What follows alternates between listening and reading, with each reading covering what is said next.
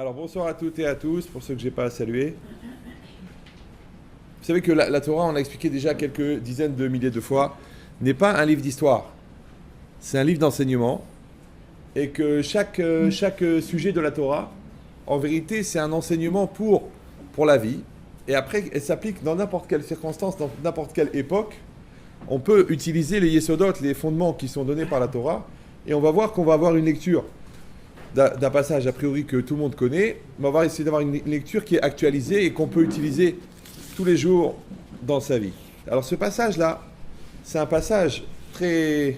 Ah oui, il faut se dire aussi que, ça aussi on l'a déjà dit, mais c'est pas grave, vous pouvez le réécouter, moi-même j'assiste à toutes mes conférences, c'est que la vie du peuple juif, l'histoire du peuple juif et l'histoire humaine, elles sont exactement sur le même mode, seulement que c'est les proportions qui diffèrent. Qu'un homme, il passe par 3 étapes, et aussi, le peuple juif, il est passé par 3 étapes. La première étape, les Bnei Israël étaient en Égypte. D'accord ? C'est quoi l'Égypte ? L'Égypte, c'est une prison énorme, un camp de concentration énorme. Et là-bas, ils étaient sous l'influence de Pharaon, qui les écrasait, et ils étaient enfermés là-bas sans pouvoir faire quoi que ce soit. Maintenant, en hébreu, Mitzraïm, ça se lit aussi Metzarim. Metzarim, ça veut dire les limites. Et Pharaon, il est comparé au Yetzirah, parce que par haut, c'est Péra, la mauvaise bouche, la mauvaise voix qu'il ne faut pas écouter. Et les Bnei Israël étaient là-bas, en Égypte, et Hachem les a sortis d'Égypte. Et puisque Metzarim, ça veut dire les limites, donc en fait, la Torah, elle permet à l'homme de sortir de ses limites, et à se libérer du Yetzirah qui s'appelle Pharaon. Ça va ? Maintenant, cette partie-là de l'histoire d'Israël, elle correspond à l'enfance chez un homme. Parce que l'enfant, il est enfermé dans ses limites, il est enfermé dans ses incapacités, il est enfermé à l'école, il est enfermé chez ses parents. Donc il est dans les Metzarim. Après, le peuple juif, il sort, il rentre dans le désert. Dans le désert, il reçoit la Torah. Et avec toutes les prédications du désert. Et après, les Bnei Israël, ils rentrent en Eretz Israël. Maintenant, quand les Bnei Israël rentrent en Eretz Israël avec la Torah, ça s'appelle l'âge adulte. Au moment où les Bnei Israël sont des adultes, ils rentrent en Eretz Israël. C'est comme un homme, quand il a fait, Baruch Hashem, il a fait ses études, il a fait ses années d'Yeshiva, il a eu un bon shidour, il est marié, maintenant, Dabrasek, ouais, débrouille-toi, tu es marié mon fils, tu as fait ce que tu as à faire. Et ça, c'est l'âge adulte, comme Eretz Israël. Eretz Israël, c'est l'âge adulte, parce que Véné Hashem à l'Aretz, les yeux d'Hachem, ils sont sur la terre. Ici, il faut le bitachon, parce que tu vois tout de suite les miracles, mais aussi tu vois tout de suite la treha, tu vois tout de suite la siyata d'Ishmaïa. Ici, c'est la terre des adultes. Nous, en Chol, on est chez les enfants là-bas, on peut se permettre, ouais. Ici, c'est les adultes. Donc ça veut dire quoi ? La période des Bnei Israël dans le désert, en Eretz Israël, ça correspond à l'âge adulte. La période dans le désert, je suis fatigué. En Égypte, ça correspond à l'enfance. Entre les deux, qu'est-ce qu'il y a entre l'enfance et l'adulte ? L'adolescence. L'adolescence. Une réactivité mathématique. D'accord ? Mais c'est quoi cette idée-là ? Que les Bnei Israël étaient donc là-bas. Mais vous savez très bien, donc il y a beaucoup d'enseignements. C'est d'ailleurs pour ça que Amalek a attaqué les Bnei Israël dans le désert. Il n'a pas attaqué en Israël. Il n'a pas attaqué non plus en Égypte. Il a attaqué dans le désert. Parce que Amalek, c'est le Yetzirah, il attaque l'adolescent. A priori, il n'attaque pas l'adulte, sauf s'il fait une crise d'adolescence tardive, ce qu'on appelle un adultère. Ouais. Ou alors, on verra les cas particuliers après. D'accord. Mais, ou alors, si il n'attaque pas l'enfant, parce que l'enfant, il est nia, il ne comprend rien à ce qui lui arrive. Donc l'enfant, il n'a pas d'Yetzirah. L'adulte, normalement, il est censé ne pas en avoir. Et l'adolescent, il est dans le feu. Maintenant, encore une fois, on n'a pas fixé d'âge, donc chacun peut repousser l'âge de l'adolescence jusqu'à peu près une semaine avant la mort, parce que ça dépend bien sûr du niveau de maturité. Alors maintenant, vous avez compris ça. Donc, quand on prend ça, c'est comme la base. C'est comme un peintre, quand il doit peindre un tableau, d'abord, qu'est-ce qu'il fait ? Il met la ligne d'horizon. D'accord ? Après, il dessine. Il met le fond du parterre, et après, il met le fond du ciel. Et après, il va décider, il va mettre une forêt, des animaux, il va mettre une scène de vie, il va mettre un fleuve, il va mettre des joueurs de poker. Mais ça, c'est la base. Là, je vous ai donné la base du tableau. D'accord ? Maintenant, dans ce tableau-là, la Torah, elle va donner des millions et des millions et des millions d'enseignements qui correspondent aux millions d'événements qui sont arrivés. Parce qu'il faut comprendre une chose qui est très très importante. C'est est-ce que la Torah nous raconte ce qui s'est passé, et de là, on tire un enseignement, ou non, en vérité, la Torah avait un enseignement à faire passer et elle a organisé l'histoire pour faire passer l'événement, pour faire passer l'enseignement. Vous sentez la différence ou non ? Oui, non, oui, non. A priori, c'est moi qui suis fatigué. Vous êtes en pleine forme. je répète la question. Est-ce que Hachem, il avait une série d'enseignements à faire passer et il a organisé l'histoire pour faire passer parce que l'enseignement, il était écrit avant que Hachem crée le monde. C'est écrit déjà dans la Torah, la mitzvah de Matzah, par exemple. Ouais. Alors nous, on mange la Matzah parce que les Israël n'ont pas eu le temps de faire lever la pâte. Et s'ils avaient eu le temps, alors on aurait mangé du Hametz? Non. Hachem, il a organisé la sortie d'Égypte pour pouvoir faire passer l'enseignement de la Matzah. Ça va? Ça va? Maintenant, dans la vie, c'est pareil. Est-ce qu'on vit des événements et à cause de ces événements, on tire de leçons? Tu sais, j'ai compris beaucoup de choses. Tu sais, on dit que pour réussir un deuxième mariage, il faut d'abord réussir un premier divorce. Parce que les gens qui ne tirent pas les leçons du premier divorce, eh ben bizarrement, ils réépousent la même personne. Tu dis, mais c'est pas possible, mais je suis maudit, je suis poursuivi. Non, t'es brel. Parce que quand tu tires pas les leçons, et c'est pareil dans la vie. Les gens ils me disent, mais Rabbi Chetrit, comment ça se fait que j'ai toujours les mêmes épreuves? Je dis, parce que tu redoubles. Fais tes devoirs. Tu travailles pas, tu redoubles. Tu redoubles, tu redoubles, tu redoubles. Ben, c'est exactement pareil. Que les Bnei Israël, ils vont passer par une série d'événements, et ces événements, en vérité, ils sont une source d'enseignement. Mais étant donné qu'on a vu qu'au niveau macro, ouais, et au niveau micro, c'est la même chose, parce qu'au niveau microscopique, l'atome, il y a des électrons qui tournent autour. Et au niveau macroscopique, le Soleil avec les planètes. Donc c'est la même forme, c'est le même système, sauf qu'il est au niveau de la taille, c'est différent. Vous me suivez ou voilà. C'est exactement pareil. En fait, le Ham Israël, c'est un homme multiplié par des millions. Donc l'histoire d'Israël et l'histoire de l'individu, c'est la même chose. C'est pour ça que tout ce qui s'est passé avec Abraham, Isaac et Jacob, ça s'est passé avec Ham Israël jusqu'à la fin des temps. Ça veut dire que, en fait, quand on vit le présent, on marque le futur. Mais seulement, il faut être d'accord d'assumer le fait que c'est comme ça. Que tous nos choix nous engagent et que si on réfléchissait bien, c'est ce qu'elle dit la Gemara, si Aaron, il avait su qu'on allait écrire dans la Torah qu'il a fait le veau d'or, peut-être qu'il se serait tué plutôt que de laisser faire. Maintenant, puisque Aaron, il réfléchit qu'on a écrit dans le Sefer Torah qu'il a laissé faire le veau d'or, vous ne croyez pas que le Hachem, il est en train d'écrire maintenant dans le Sefer Torah qu'il y a cours à Natania et que Ben Chetrit y parle et qu'il y en a un qui dort? C'est marqué. C'est ce qui est marqué dans la Gemara. La Gemara dit à la fin des temps, Hachem, il va amener un Sefer Torah dans lequel c'est marqué tout ce qui s'est passé après. C'est ce qu'on est en train de vivre.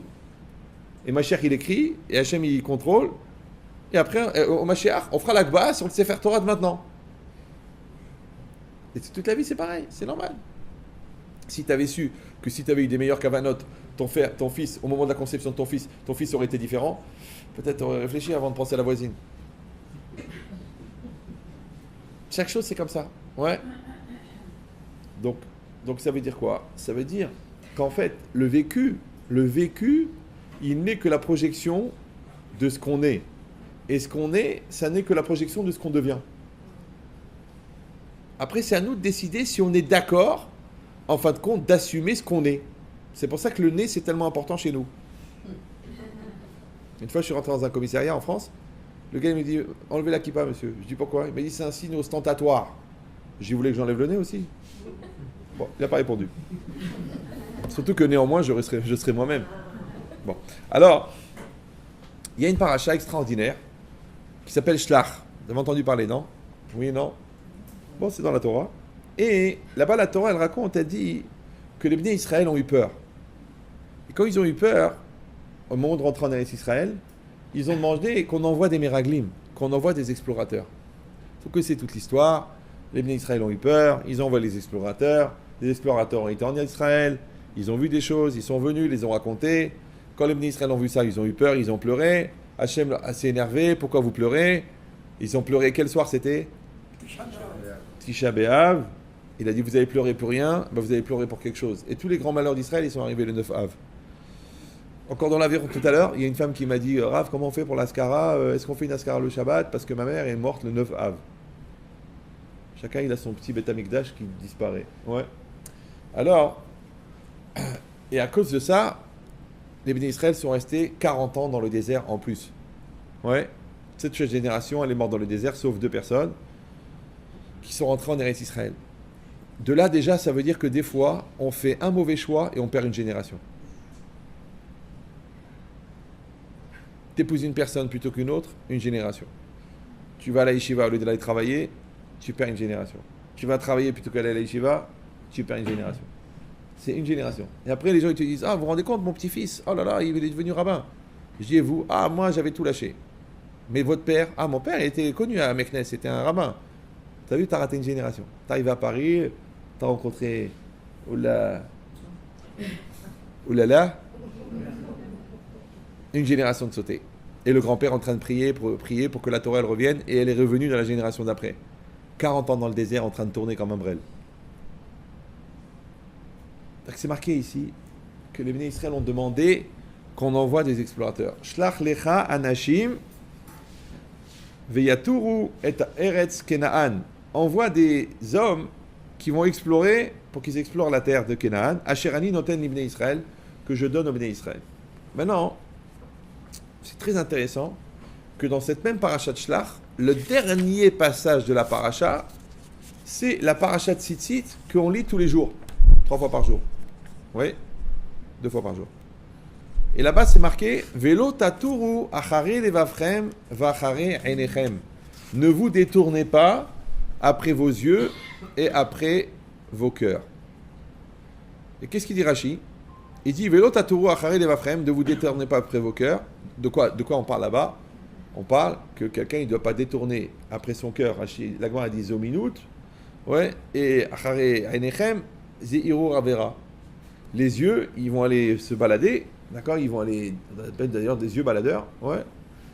Et quand le cerveau se balade, ça crée de l'hérésie.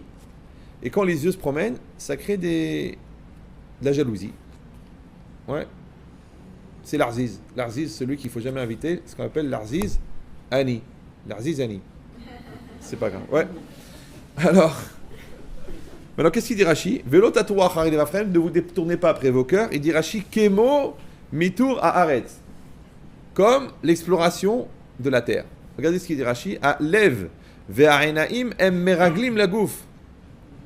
Le cœur et les yeux sont les explorateurs du corps. Parce que je vous signale que le corps et le cerveau sont aveugles. Ils ne voient pas. C'est quoi les yeux? C'est les explorateurs. Donc les explorateurs, ils vont aller voir et ils vont ramener les informations. Et le cerveau, avec ça, il va analyser. Est-ce que c'est bien? Est-ce que c'est pas bien? Est-ce que c'est mauvais? Est-ce que c'est bon? Ça va? Super. Maintenant, je vous pose une question idiote, parce que je sais que vous êtes des gens intelligents. Les explorateurs, ils ont trouvé ce qu'ils ont trouvé, ou ils ont trouvé ce qu'ils ont cherché? Réfléchissez, c'est bien. Ils ont trouvé ce qu'ils ont trouvé, ou ils ont trouvé ce qu'ils ont cherché? Ils ont trouvé ce qu'ils ont cherché. C'est extraordinaire. Maintenant, sachez que moi, quand je pose une question, c'est pas pour faire fonctionner de manière intense votre capacité neuronale.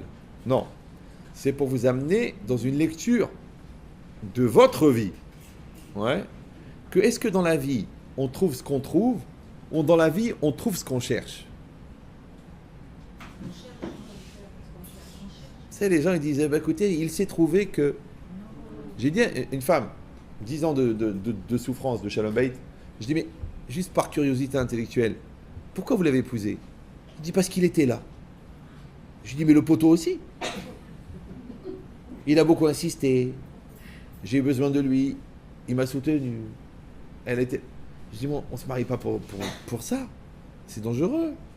Parce que le jour où tu n'as plus besoin, comme quelqu'un il se casse les jambes, on lui prête des béquilles pendant 6 mois. Mais après, il n'a plus besoin des béquilles. Qu'est-ce qu'on fait? Qu'est-ce qu'on fait avec les béquilles? Qu'est-ce qu'on fait avec les béquilles? On peut rien faire avec des béquilles. On ne peut pas les garder pour la déco. On les jette. Je veux dire, tu ne peux pas épouser les béquilles. Parce que quand tu épouses une béquille, elle devient une prothèse. On voit les femmes qui prient que Dieu protège mon mari.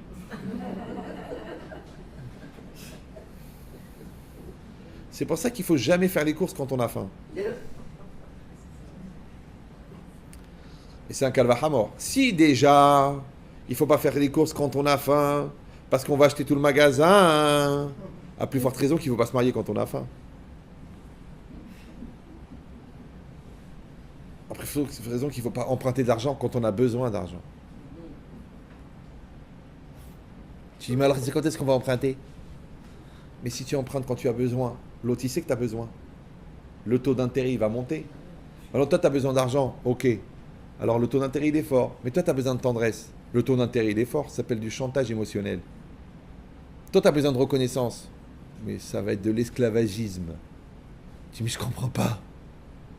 Pourquoi? Pourquoi moi? Il n'y a pas de pourquoi, là, article quoi. C'est toi qui as envoyé les explorateurs.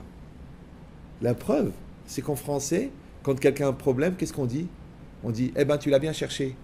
Pourquoi on ne dit pas tu l'as bien trouvé? Vous parlez français, non? Je sais que vous avez quitté ce pays, mais vous parlez français encore, non? Oui, non? C'est intéressant. La langue française est très très riche. Ouais? Donc quand on dit à quelqu'un, ah bah tu l'as bien cherché, ah bah tu l'as bien cherché. Ouais? C'est vrai, tu es associé avec un baratineur. Tu dois comprendre pourquoi. Tous tes clients qui rentrent, c'est des voleurs. Tu dois te demander. Ta femme, toute la journée, les hommes la regardent. Pourquoi? Tu sais pourquoi? Parce que t'es jaloux. Elle n'a rien fait, la pauvre. Dieu l'a fait belle. C'est un défaut. Ouais.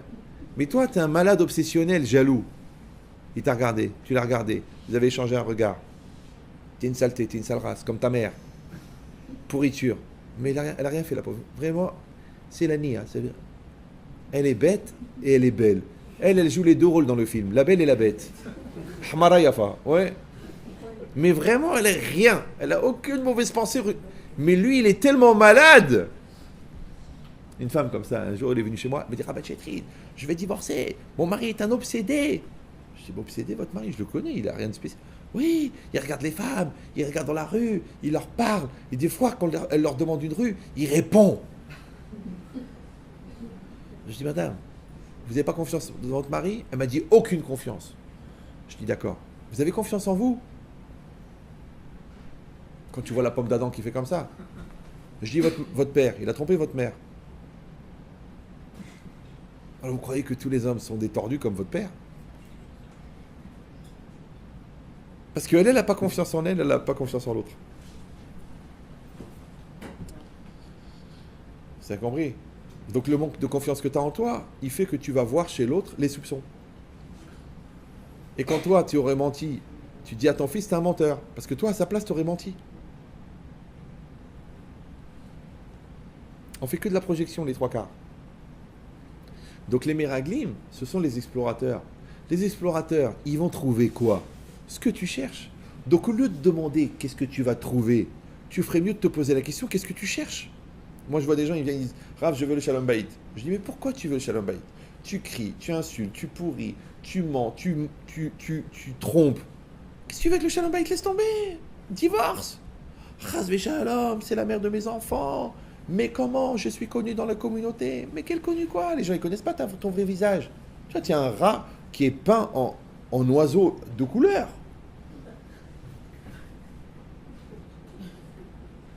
Mais Rav, on m'a dit que vous êtes spécialiste pour le shalom. Je dis, mais ça, c'est pas le shalom. C'est le cousin. Il s'appelle Has. C'est deux cousins, Has et Shalom. Je dis, quel shalom tu veux, toi? Tu vois, tu veux continuer à mentir, à tricher. Parce que ce qui est bizarre, c'est qu'il y a des gens qui n'ont la conscience de la gravité de ce qu'ils font que quand ils se font attraper. Tant qu'ils ne se font pas attraper, ils te font un adultère, la méadrine, glad cachère. Mais à l'aise, tranquille, ils en parlent même avec leurs copains. Tu sais, j'ai compris, j'ai trouvé l'équilibre. Avec ma femme, j'ai Shet Haïl. Avec ma maîtresse, j'ai Madonna. Ils ont trouvé l'exotisme et la sainteté. Je lui dis, mais ça n'existe pas, ça. On ne peut pas faire des choses tordues. On ne peut pas vivre d'un côté ou de l'autre. Parce que les tzadikim, ils vont au Lamaba. Les Rishaïm, ils vont au Gehinam. Mais les moitiés-moitiés, ils vont où? Il n'y a pas d'endroit prévu. Vous me suivez ou... Ah, les femmes ont une réactivité ce soir. Hein. Peut-être je vais commencer à accuser les femmes parce que là, je vois que les hommes, ils sont paralysés. D'accord? Mais, non, a priori, je parle de moi. D'accord? Après, si vous assistez, c'est tant pis pour vous. Mais c'est quoi l'idée? L'idée, c'est ça. C'est qu'en fait, dans la vie, on trouve ce qu'on cherche. Donc chacun, il doit faire ce qu'on appelle en français un auto-analyse, de se demander qu'est-ce que tu cherches. Tu veux la paix, tu fous la pagaille. Tu veux la vérité, tu mens toute la journée. Tu veux la bracha dans le business, tu embrouilles les clients. Alors, qu'est-ce que tu cherches? Tu dis, mais je comprends pas, Rav. Ok, je trie, je mens, je vole toute la journée. Mais d'abord, c'est ma part d'un ça. Et en plus de ça, c'est pour ça que j'ai fait Aliyah, pour pouvoir voler impunément. Et à part ça, je comprends pas pourquoi mon fils s'est fendu la tête en tombant dans l'escalier, ma femme a travaillé une tache bizarre sur les poumons. Je dis, mais quand il y a 10 000 goy qui prient pour que tu meurs, tu vas pas attraper une grippe.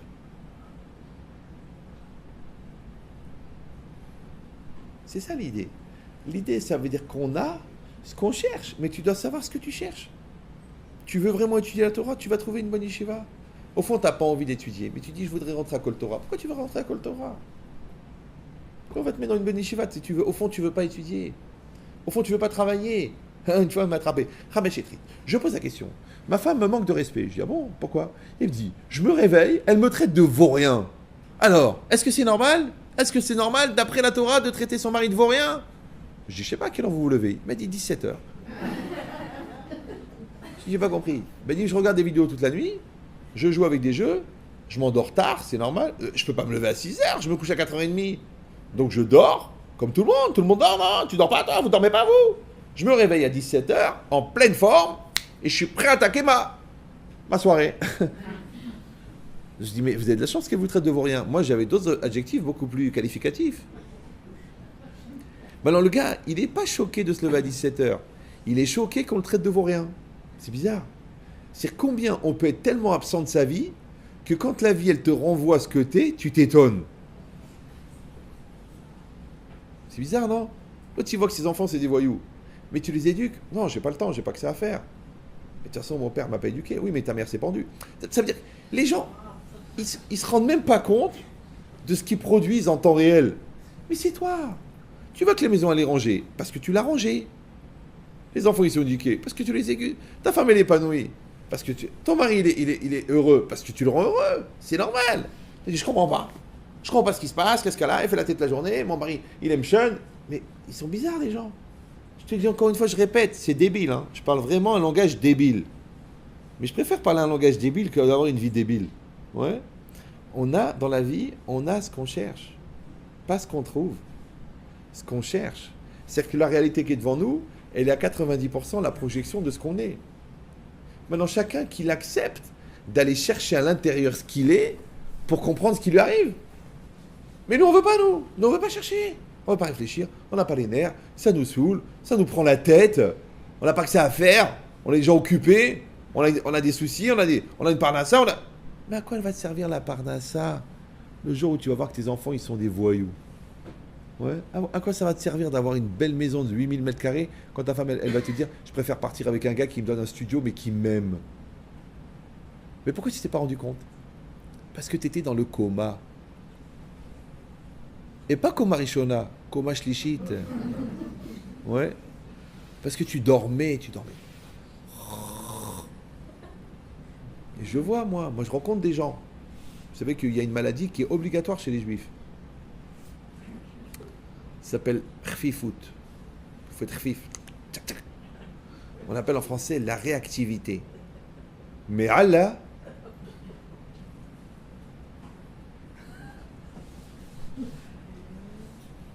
je vous mime l'activité neuronale.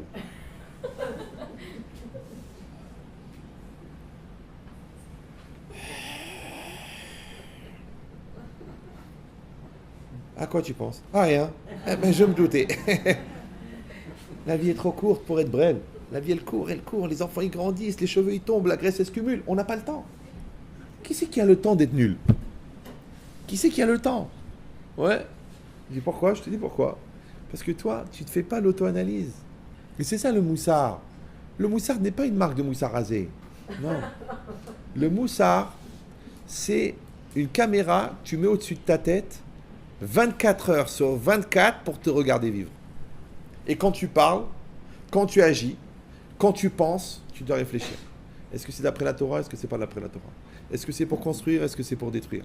Est-ce que c'est bon pour mon couple ou est-ce que c'est mauvais pour mon couple? Si tu n'as pas la caméra allumée, tu es en danger. Pourquoi? Parce que vous voyez ce qui se passe. Quand vous voyez le mur, ça fait beaucoup moins mal que quand vous ne voyez pas le mur. Ça va? Donc les gens, ils roulent endormis. Et au moment où il y a le choc, leur fils, il leur amène Fatima. Fatima? Mais enfin, Michael, 22 ans au Tsar Torah, tu amènes Fatima? On nous a appris l'amour des peuples. La Texra. Même enfin, même elle est au courant que c'est pas possible. D'accord? Et les gens, ils tombent des nues. Rabbi Chetrit, qu'est-ce qu'il faut faire? Venez lui parler. Je dis, moi, je vais lui parler. Mais vous, depuis 22 ans, il est en face de vous, non? Qu'est-ce qui s'est passé? Ah ben, on l'a mis dans une bonne école. On mangeait kashir. On faisait Shabbat, ça veut dire on faisait la salade cuite tous les vendredis soirs. Oh, je lui ai dit, écoutez, il y a comme une boulette. D'accord. Je rappelle que le couscous, le complet poisson, n'est pas une mitzvah des 613 mitzvot. Le complet poisson ne protège pas. La pkaïla, c'est une ségoula, c'est vrai, pour la mortalité précoce. Non, je rigole. D'accord. Mais, j'exagère, c'est beaucoup plus grave. D'accord. Mais il paraît que c'est un garagiste qui a inventé la recette en voyant une vidange. Mais c'est quoi l'idée? D'accord. De camion. D'accord. Mais c'est quoi l'idée? L'idée, c'est que l'homme, en vérité, s'il avait allumé cette caméra, il aurait vu que sa réalité, elle n'est rien d'autre que la projection de ce qu'il est, de ce qu'il veut, de ce qu'il croit, de ce qu'il cherche. Mais seulement, il faut allumer la caméra. Et si quelqu'un va dire, oui, mais quand même, d'allumer la caméra, ça rend soucieux. Ouais, c'est anxiogène, c'est les nouveaux mots à la mode. Ouais. Mais je te rappelle qu'un insouciant ne peut être insouciant que sur le crédit d'un soucieux qui est soucieux. Quand vous avez 14 ans, ouais, vous êtes insouciant. Vous avez 9 ans, vous êtes insouciant. Parce que vous avez des parents gentils, des parents responsables. Alors vous pouvez rêver la légèreté de la vie. Eh ben tu redoubles. Gamzoul et Tova. T'as perdu ton blouson. Papa il va m'acheter un autre. L'insouciance. Mais à un moment, tu peux plus être insouciant. Le loyer, il faut le payer, non? Il y en a, il s'est énervé parce qu'il a vu que le loyer, c'était tous les mois. Au bout d'un mois, il a dit, oh, vous ne pouvez pas me refaire le coup tous les mois, non? Les gens, ils sont insouciants. Tu donnes ta parole, c'est une parole. Ah non, mais je disais ça comme ça, hein. Comme disait le Rav Zekri, les paroles passent, les écrits restent.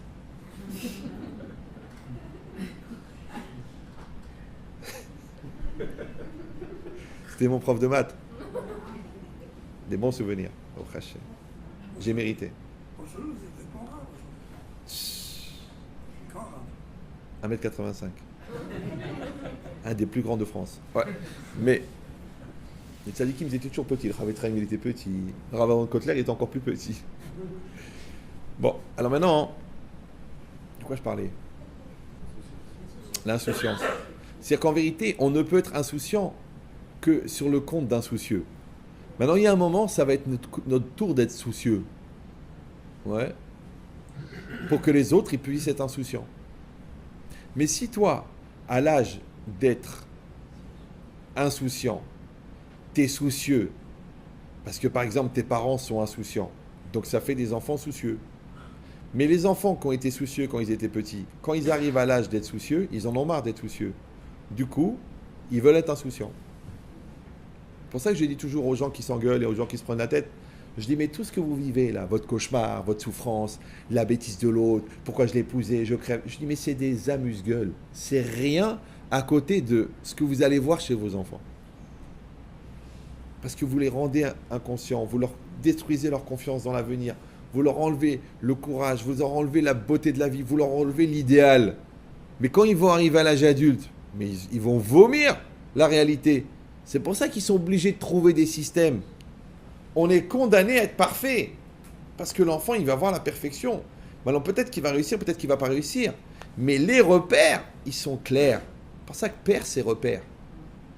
Maintenant, le père, c'est repère. Mais quand le père perd ses repères, ça fait père, ça ne marche pas. Et bien, cette logique-là, c'est ça. C'est que la personne, elle doit être forte, elle doit être grande. Maintenant, de vous à moi, quelle différence entre l'adulte qui va être repère pour l'enfant, ouais, et le côté raisonnable en toi qui va être le repère pour le côté enfant qui est en toi? Je vous ai déjà expliqué 52 852 fois. Je me répète beaucoup, parce que comme en moyenne, j'en dis 10 fois plus que les rabbins normaux, donc c'est pas grave si je répète. La logique, c'est que avant d'éduquer l'enfant qui est devant toi, il faut que tu éduques l'enfant qui est en toi. Parce que le plus décevant pour un enfant, c'est de voir que ses parents sont des gamins. Donc c'est une espèce de course contre la montre. Plus l'enfant grandit, plus il faut que tu grandisses vite. Pour que si Dieu veut, tu auras 20 ans quand lui il aura 14 ans. Mais si quand il a 14 ans, il voit que tu as des réactions d'un gosse de 14 ans, il va dire mais mon père il a le même âge que moi. Mais ma mère c'est un bébé. Elle se prend la tête parce qu'elle s'est cassé un ongle alors qu'elle a une fille anorexique.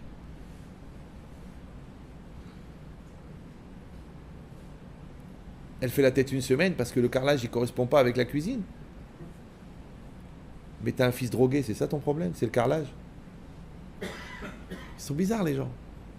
En vérité c'est simple, c'est qu'ils veulent pas rentrer dans le monde des adultes. Mais le monde des adultes c'est le monde de la responsabilité. Et ouais, jusqu'à quel âge on peut être sur la tête de quelqu'un d'autre? Jusqu'à quel âge? Moi je me rappelle, j'avais 14 ans, je cherchais du travail pendant les vacances. J'ai dit à mon père, je veux plus d'argent de poche. À 16 ans, j'ai travaillé à la bourse pendant les vacances. Vous savez ce que c'est? Afficheur. Tu sais, à la bourse, il y a des gars comme ça qui... Il y a un gars avec un micro, alors qui dit... Alors, il dit Ron Poulenc, 16-2, 16-2, 16-2, 16-3, 16-4, 16-4, 16-17, 17, hop, souligne! C'est-à-dire la cote, elle est finie. Une fois, j'ai oublié de souligner. Ben Chetrit, tu peux aller souligner, s'il te plaît? Parce que tant que c'est pas souligné, la cote, elle peut augmenter. Mais c'est des milliards. Ouais. Pour gagner quoi? 400, à l'époque, 400 francs, 500 francs par mois. Pour que mon père, quand il vient mon père, Zichro Libracha, il me dit, mon fils, t'as besoin? Je dis, pas besoin.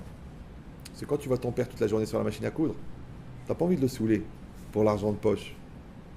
Aujourd'hui, 28 ans, papa, tu me payes le loyer. Mon fils, je suis à la retraite, j'ai mal partout. Ah, qu'est-ce que c'est pour toi? De toute façon, tu vas rien faire avec, t'es bientôt mort.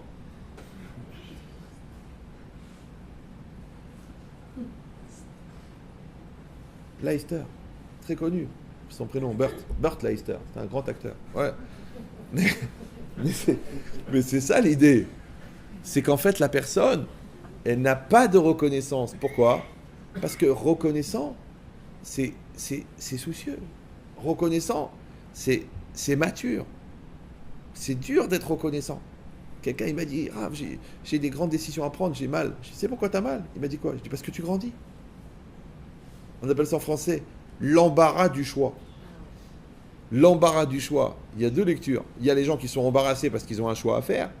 Et il y a des gens qui ont mal au ventre parce qu'ils doivent se faire un choix. Mais tu sais, ce mal au ventre, c'est la chimie qui est en train de faire de toi un homme. Donc en vérité, si tu n'as jamais eu mal au ventre, c'est que tu n'as jamais fait de choix. C'est que tu n'as jamais pris de décision.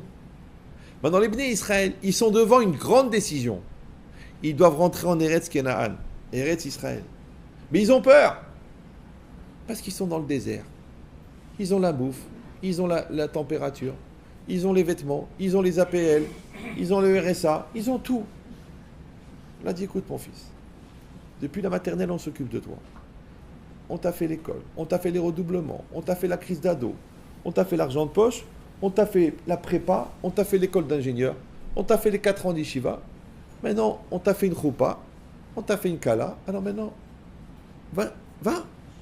Ah, comment je vais faire? Ah, j'ai mal au ventre. Ah, j'ai de l'eczéma. Ah, ça me donne des boutons. Vous me laissez tomber. Vous m'abandonnez. Non, tu vas grandir. Rappelle-toi, ton père, il est arrivé avec une valise en carton. Il a même fait une chanson. Ouais. Ils n'avaient rien, ils sont arrivés, rien. Eh ben, au Hachem, maintenant, tu vois les 14 appartements, les 17... propriété, les 22 comptes en banque, au black, au crachet. Mais ils ont travaillé. Les marchés, les trucs, les stands de frites et les trucs. Il a créé une chaîne de stands de frites, ça s'appelle la Afrit, très connue, d'accord? Mais ils ont travaillé. Ils ont gagné. C'est pareil, celui-là, tu vois, il est Dayan. Tu dis, ah, il a travaillé. Hein. C'est ce que c'est Dayan.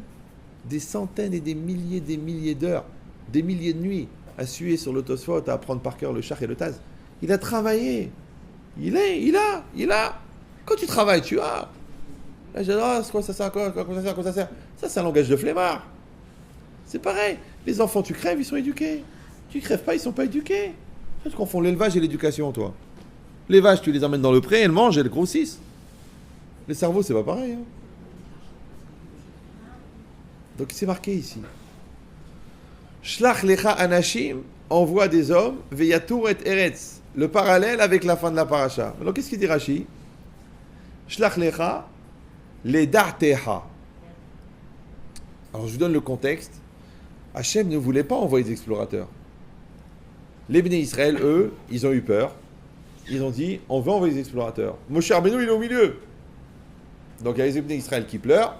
Qu'est-ce qu'il fait Moshe? Il se tourne vers Hachem. Il dit, Hachem, qu'est-ce qu'on fait? Hachem, il dit, mais moi, je te dis de ne pas les envoyer. Mais il est embêté. Ouais. Maintenant, vous voyez ces trois-là, là. Les Bnei Israël qui ont peur, Moshe Rabbeinu et Hachem. D'accord? Et bien, c'est exactement pareil. Il y a l'aneshama, la personne, le jeu, et l'enfant qui est en l'homme. L'enfant hispanique, ouais, il dit à l'homme qui assume. Alors, qu'est-ce qu'on fait? L'homme qui assume, il se tourne vers Dieu. Alors, qu'est-ce qu'on fait? C'est comme ça la vie. Ouais. Maintenant, celui qui se panique en toi, c'est ton côté espagnol, puisque hispanique, par définition. Ouais. Toi, tu es censé le calmer. On dit en français, il faut être raisonnable. Il faut être raisonnable. Écoute, c'est pas un garçon pour toi.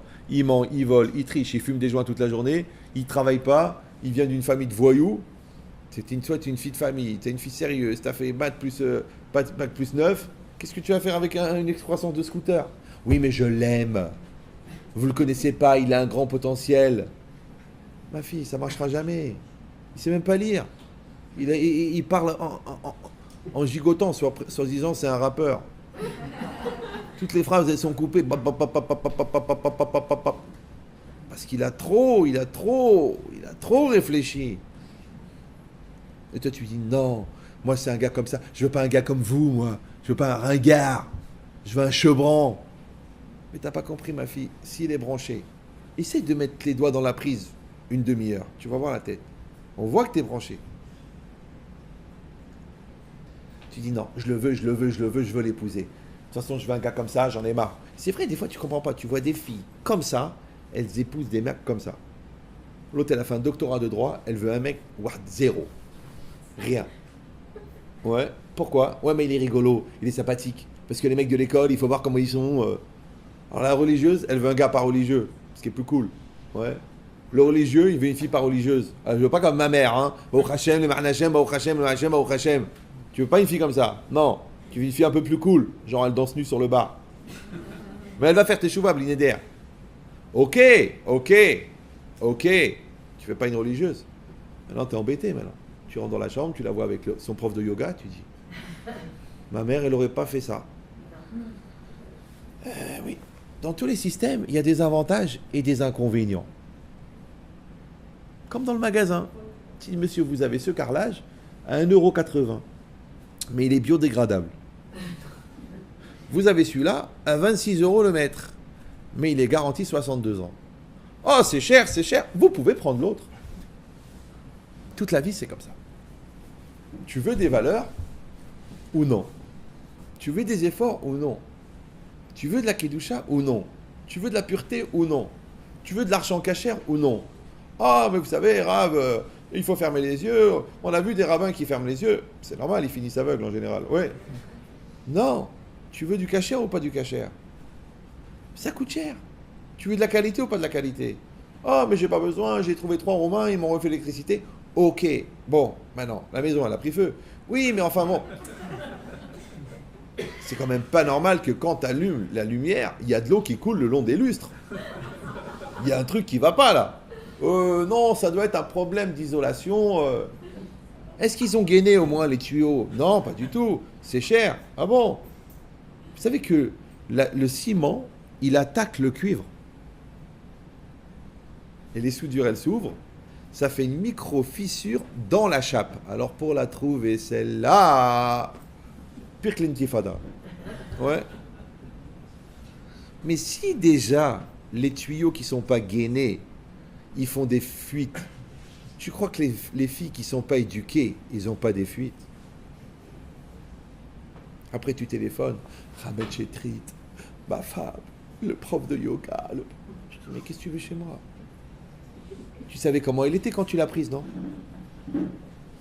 Ah, mais je pensais pas. Je pensais quand même qu'elle avait des valeurs. Mais qu'est-ce que tu crois? Tu crois que la fille, depuis l'âge de 3 ans, lui dit arrange ta jupe, tu crois que c'est pour rien? Et tu crois que celui-là, mets ta kippa, fais attention à ce que tu dis, ne fais honte à personne. Depuis qu'il a 4 ans, tu crois que c'est pour rien? Mais je comprends pas pourquoi les gens, ils jouent les apprentis sorciers. Ouais, avec du plomb, ils veulent faire de l'or. Est-ce qu'un piano, est-ce qu'un chameau, il écrit une symphonie? Moi, ils viennent chez moi, ils me disent Rav Chetrit, je veux que mon mari, je veux que mon mari, je veux que mon mari. J'ai écouté votre mari, il n'est pas comme ça. Votre mari, c'est un manuel. C'est pas un intellectuel. Le contraire, votre mari, c'est un intellectuel. C'est pas un manuel. Votre mari, c'est un créateur. C'est pas un commercial. Votre mari, c'est un Kollelman. C'est pas un chef d'entreprise. Il est comme il est. Maintenant, vous avez deux solutions. Soit vous allez apprendre à l'aimer tel qu'il est, soit toute sa vie, vous allez lui reprocher de ne pas être devenu ce qu'il aurait dû être. Quelle différence entre les deux? Un ulcère à l'estomac. Pour rien, en fin de compte. Parce que ton mari, il est extraordinaire. Mais il a un seul défaut, c'est qu'il te ressemble. Mais comme toi, tu ne te connais pas, donc tu ne veux pas voir jusqu'à quel point il te ressemble. Le jour où tu vas te connaître, tu vas dire, mais c'est exactement le mari qu'il me faut. Donc ça veut dire que quand tu as envoyé les Meraglim, quand tu as envoyé tes yeux pour aller explorer, quand tu as été chercher la petite bête, quand tu as invité les deux cousins qu'il ne faut jamais inviter, les deux cousins, Paul et Mike. Vous les connaissez ceux-là, non? Paul et Mick. Dès que tu sens que Paul et Mike arrivent, tais-toi. Tu dis non, mais c'est juste comme ça. Ils disent c'est Stam. Pourquoi tu as dit ça? Stam. Stam, ça veut dire super tamé mort. Jamais on parle pour rien. Si c'est toi qui parles, tu parles avec une bonne intention. Si tu parles pas avec une bonne intention, tu parles avec une mauvaise intention. Il y a un proverbe en arabe, on regrette jamais les mots qu'on n'a pas dit. Mais combien de fois tu regrettes de ne pas t'être tu, que ça t'a tué de parler? C'est une maladie, ça s'appelle si j'avais su. Mais tu sais ce qui s'est passé? Les Meraglim, ils sont partis, avec les mauvaises recommandations, avec les mauvaises pensées. Tes yeux, ils ont parti, avec la mauvaise pensée. Ouais. Toi, tu es parti avec un a priori. Toi, tu es parti avec un manque de l'écave de route. Toi, tu es parti avec une paranoïa. Toi, tu es parti avec une peur. Toi, tu es parti avec une ramma. Donc, qu'est-ce qu'il a récolté? Ils ont récolté. Le parano, il récolte de quoi nourrir la parano. Le douteux, il récolte de quoi nourrir son doute. Le peureux, il ramène de quoi nourrir sa peur. Mais le courageux, il trouve des preuves comme quoi ça valait le coup. L'entrepreneur, il trouve des solutions au lieu de trouver des problèmes. Donc en vérité, ça dépend ce que tu cherches. Ça va? Mais regarde Rashi, comment il est beau. Shlach lecha. Rashi, il a dit les dartecha. Ça veut dire quoi? Selon ton intention. Parce que da'at en hébreu, ça veut dire aussi intention. Ma da'at. Ouais. Quelle est la signification? Quelle est l'intention? Quelle est la volonté? Rachid dit, Hachem, il dit, moi, je ne veux pas envoyer des explorateurs. Vous les envoyez. Tu veux les envoyer Shlach lecha. Shlach lecha, les dartecha. Ani eni metzavelecha. Moi, je ne t'ordonne pas. Im tirtse shlach. Si tu veux, envoie-les. Ça va? Qu'est-ce qu'il dit Rachid? Les filles chez Baou Israël ve'amrou nishlecha anashim lefanenu. Parce que les bénis Israël sont venus et ils ont dit, envoyons des hommes devant nous. Envoyons des explorateurs. Kemoshe Nehemar, comme il est marqué, Vatikrevun elai kulchem, vous vous êtes tous rapprochés de moi. Ou Moshe nimlach bashechina. Et Moshe a demandé conseil à la présence divine, à Hachem. Hachem, il a répondu, Ani amarti lahem sheitova. Moi, je leur ai dit que la terre, elle est bonne. Chez Nehemar et ele etrem meroni mitzraim. Parce que je vous ferai monter de la pauvreté d'Égypte pour aller vers une terre de richesse, de lait et de miel. Chayehem. Hachem, il a juré, par leur vie, chez Ani noten lahem makom litrot, que je vais leur donner un endroit pour se tromper, une opportunité de se tromper, bédivré ameraglim, dans les paroles des explorateurs, les ma'an lo irashua, afin qu'ils ne l'héritent pas. D'accord? Vous connaissez le contexte, vous connaissez l'histoire, et je vous ai traduit Rashi. Ça va? Maintenant, je vous donne une autre lecture de Rashi, qui n'est pas écrit dans Rashi. C'est une lecture de Rashi. Ça va? Et que j'ai lu nulle part. C'est au pire, j'ai raison. Maintenant, je prends ce Rashi-là et je l'applique à une lecture entre guillemets de Moussar. C'est bon? Lecha, c'est quoi Lecha? Toi. Pour toi. D'accord? Maintenant, quand on dit Ani olech le Yerushalayim, ça veut pas dire je vais pour Yerushalayim. Ça veut dire je vais vers Yerushalayim. Donc Lecha, ça veut dire pour toi, ça veut dire aussi vers toi. Donc quand Hachem il a dit à Avraham Avinu, Lech Lecha, ça veut dire aussi va vers toi. Maintenant, c'est qui toi? Toi, c'est pas ton corps, c'est pas ton squelette, c'est pas tes muscles, c'est pas ta capacité intestinale ou ta surcharge pondérale. Ouais. Toi, c'est ta conscience. C'est ta personne. Par exemple, là, je vous parle. Je vous parle à vous. Vous m'écoutez. Mais qui c'est qui m'écoute? Vos oreilles. Qui c'est qui m'écoute? Votre neshama. C'est vous, c'est votre conscience, c'est votre moi. Ça va? Comment on appelle ça en hébreu? Le da'at. Maintenant, le da'at, c'est ce qui est chez la personne le moi. C'est lui qui prend les décisions. Ouais. C'est lui qui est à l'origine des choses. Moi, je l'appelle en français la source de l'impulsion première. Quand tu dis quelque chose, quand tu fais quelque chose, quand tu penses quelque chose, d'où ça vient? Qui a pensé?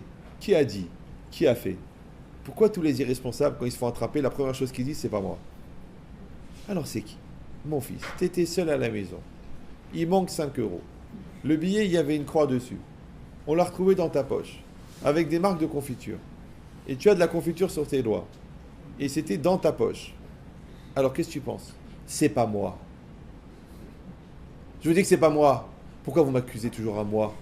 Pourquoi vous avez un appris? De toute façon, depuis que je suis né, de toute façon, vous m'avez jamais aimé. De toute façon, vous m'avez pas désiré. Je suis sûr que je suis né d'un préservatif troué. Ah, des fois, les enfants, ils te mettent dans une situation. Tu dis, mon fils, on sait que c'est toi.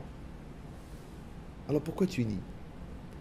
Non, celui-là, il a 5 ans et demi, il s'est fait attraper avec un billet de 5 euros. Celui-là, on a les photos, on a les vidéos de ses rendez-vous avec la maîtresse. Pourquoi il ment? C'est pas moi. Non, c'est pas moi. C'est-à-dire un déni de réalité. C'est quoi l'intérêt? Comme si, avec des mots, on pouvait faire disparaître une réalité. T'as planté un gars de 100 000 euros. Dis, j'ai planté de 100 000 euros. Non, c'est pas moi. Vous vous trompez. Refaites les calculs. Non, dis, j'ai planté. Dis que j'étais maladroit. Dis que je suis un voleur. Dis... Mais ça sert à rien de dire que c'est pas moi. À quoi ça sert? On a déjà mis le plastique par terre. On a amené les couteaux. C'est fini. Tu vas finir en lanière de tes finines. Mais au moins, reconnais. Alors, il y a deux lectures. Il y a une lecture, on va dire rationnelle, que la personne n'arrive pas à reconnaître, parce que quand même, le muscle le moins développé chez l'homme, ça s'appelle la remise en cause. Mais il y a autre chose. C'est que quand la personne n'a pas développé son jeu, au moment de l'action, c'était pas elle, c'était Yetzirara. Donc en fait, c'était pas elle, c'était pas moi. Comme le serial killer. Il a tué, il dit, je vois ma main en train de poignarder la petite vieille, ouais, et je comprends pas pourquoi ma main, elle est en train de faire ça. Comme si le gars, il était étranger de son corps. Maintenant, des fois, tu es étranger parce que tu es bête. Des fois, tu es étranger parce que tu as peur. Des fois, tu es étranger parce que tu veux pas assumer.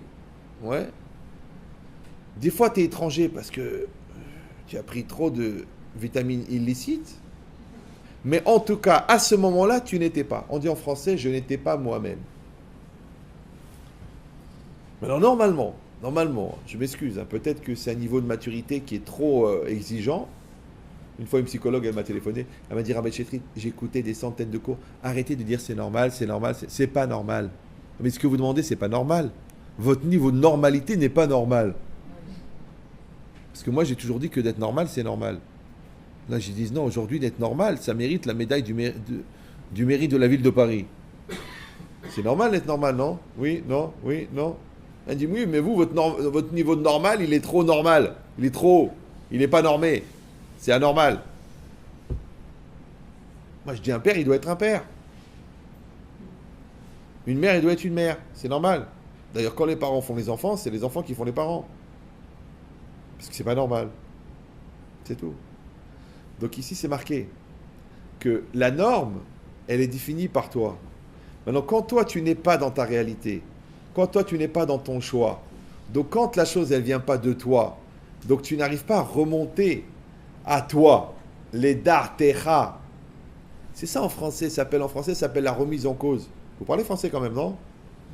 Donc il y a la cause c'est la loi de causalité qui génère la conséquence. La mise en cause, ben, c'est d'accepter que je suis lié à la cause, qui accessoirement se trouve être moi. Ouais. Et la remise en cause, c'est de perpétuer le sentiment de perception de ma responsabilité, qu'on appelle en français la maturité. Donc la remise en cause, en fait, c'est la maturité. Donc quand on n'arrive pas à se remettre en cause, c'est pas un problème d'entêtement ou de maroquinerie ou de psychorigidité. Non, c'est un problème de maturité. Maintenant, quand tu vas te remettre en cause, ça veut dire que quand tu vois un événement, tu remontes l'événement à toi. Par exemple, tu es seul sur la table, tu te retournes, tu fais tomber le verre. Après, tu dis, oh, qui c'est qui a fait ça? Oh, qui c'est le gaucher? Je dis, mais enfin, chérie, tu étais seul. Peut-être tu as fait un faux mouvement, peut-être tu as tourné la tête, peut-être. La chose, normalement, c'est de dire tout de suite, écoute, je suis seul, le verre, il est tombé. Soit la maison est tentée, soit tu as pas fait attention, tu as fait tomber le verre. Combien de temps ça prend pour faire cette question-là? 1 seconde. Ça s'appelle la remise en cause. Maintenant, la remise en cause, d'un côté, c'est angoissant, parce que, alors voilà, c'est encore de ma faute. Alors là, Ben Chétrid, à chaque fois que tu vas au cours, c'est de ta faute. Alors là, tu dis, moi, je suis venu pour montrer que mon mari était un brel, que ma femme était une hamara, il m'a complètement fracassé, il m'a tout remis en cause. Je dis, mais JH2, c'est une formule, ça veut dire jeune hamar au carré. Ouais. Le fait d'être mis en cause, d'un côté, c'est angoissant, parce que genre, c'est encore à cause de toi, mais d'un autre côté, c'est extraordinaire, parce que ça veut dire que c'est aussi grâce à toi. Vous me suivez ou non? Puisque c'est toi qui as les choses dans la main, puisque tu es la cause, c'est toi qui tiens le volant. Donc d'un côté, tu dis quoi? S'il y a un accident, ça va être de ma faute. Mais d'un autre côté, puisque c'est toi qui tiens le volant, eh ben tourne le volant, puisque c'est grâce à toi. Vous me suivez ou non? Ce qui est à cause de toi, c'est aussi grâce à toi. Et c'est ça la force du Yetzirah. Le Yetzirah, c'est qu'il t'a tellement complexé par le à cause de toi, qui t'empêche de penser que c'est grâce à toi.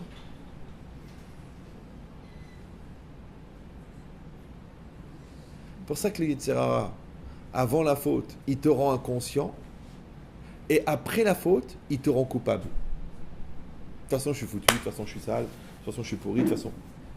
Mais si vraiment tu étais pourri, tu serais déjà mort. C'est quoi pour le bon Dieu de mettre une peau de banane en bas de l'escalier? Avec un balancement vers l'arrière et un coup juste en bas du crâne qui te tue net. C'est rien pour les... Comme dit Cyril, c'est de l'Arnoula, d'accord? Mais il ne l'a pas fait. Pourquoi il t'a pas tué, le bon Dieu? Tu sais pourquoi? Parce que tu as la solution. Fais tchouva, change, grandis, va t'excuser, rends l'argent. Prends le téléphone et dis à ta femme, j'ai été odieux hier soir. Appelle ton mari, tu dis, écoute mon amour, je m'excuse de t'accueillir avec cette gueule de morte, alors que tu passes une journée pour nous gagner les 10 000 shekels dont on a besoin. Je m'excuse, Mechila, que je t'accueille avec cette tête. Je m'excuse, Mechila. Bon, je suis fatigué, oui, je suis enceinte, oui, je suis truc. Et alors parce que je suis pas bien, alors quand tu rentres, toi, tu dois trouver une femme souriante, épanouie. Et pareil pour ton mari, c'est normal. Tu vas rencontrer la femme de ta vie, l'amour de ta vie. Alors, à quoi ça sert de lui faire des textos enflammés quand tu es à 10 000 km et faire la gueule à la maison? Tu sais quoi? Casse-toi et envoie des textos.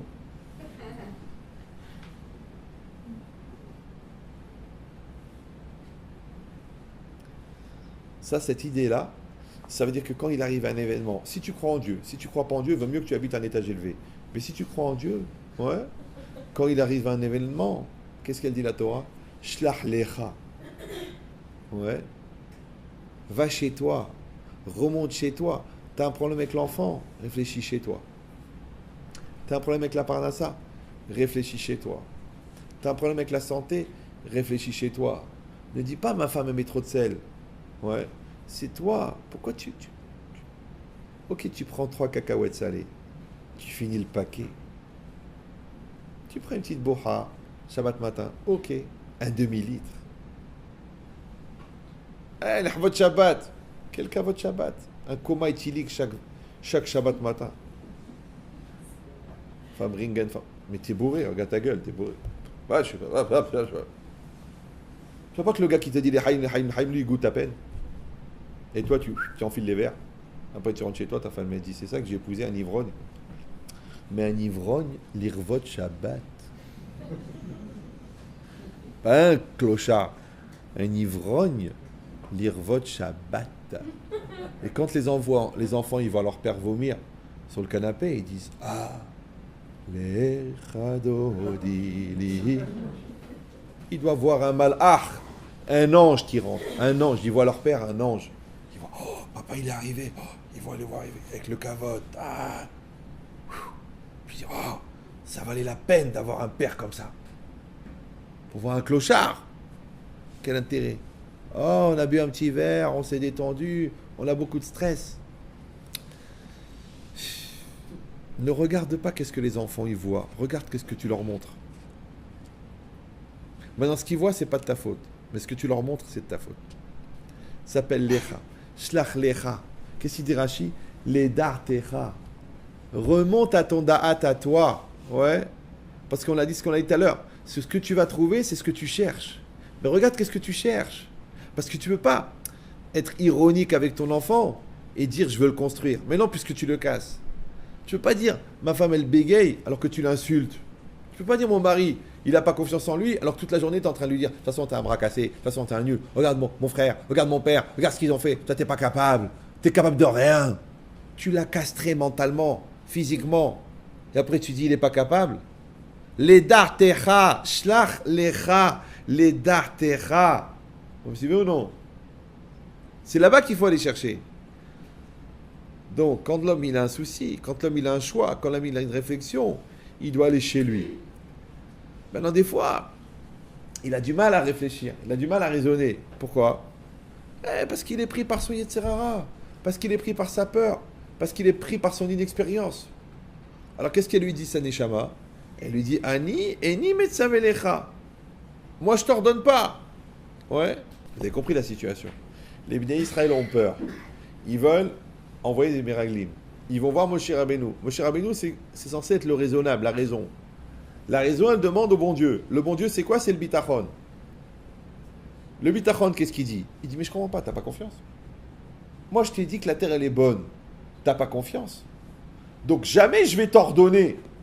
D'accord? Toi, tu es convaincu que si tu travailles pas 19 heures par jour, tu n'auras pas la parnassa. Alors, si tu ne travailles pas 19 heures, tu n'auras pas la parnassa. Toi, tu penses qu'avec 1 heure par jour, tu as la parnassa. Avec 1 heure par jour, tu as la parnassa. Tu dis, mais c'est pas possible, tu te rends pas compte, tu connais pas la conjoncture, tu connais pas le marché, tu connais pas le prix du travail, tu connais pas la situation. Ok. Tu penses vraiment qu'il faut travailler 19 heures? Attention, parce qu'à 18 heures, tu n'auras pas de parnassa. Toi, tu es convaincu qu'avec 2 heures, tu peux gagner ta vie? Eh ben, tu peux le faire. J'ai vu des gens, il m'a dit, un gars, il était grossiste en matériel de je sais pas quoi. Il prend de Chine, il m'a dit, je passe 2 heures par jour. 2 heures par jour. C'est tout. Ça sert à rien. Tout le reste, tu fais genre de la prospection, du développement, tu fais tu fais de l'image sur Internet, du marketing, tu gagnes la même somme. Le mec, il fait 2 heures. Il a 5 clients, il les appelle les 5. Bonjour, la nouvelle gamme est arrivée, ça vous intéresse? Combien de pièces? 20 000, d'accord. Il appelle le chinois, il dit c'est bon, tu peux faire partir les 20 000. Pro forma, trac, 2 heures. 2 heures. Le mec, il est bien, il a pris ses 3 000 euros, il retourne au Beth Midrash. Et l'autre, non, il faut refaire, il faut développer, il faut truquer, on va ouvrir un bureau là-bas, on va prendre des gens, on va truquer, on va refaire l'image, on va développer. Allez, 18 heures, 22 heures, 26 heures, combien t'as pris? 3 000. Ah, mais à la sueur de mon front, ah, c'est 3 000, je les ai payés, je les ai gagnés. 3 000. Voilà. Mais l'autre, il a fait le Daf Yomi, il a fait 24 Mishnayot, il donne cours l'après-midi, 2 heures. Et voilà. Et avec ça, il passe toutes les soirées avec ses enfants.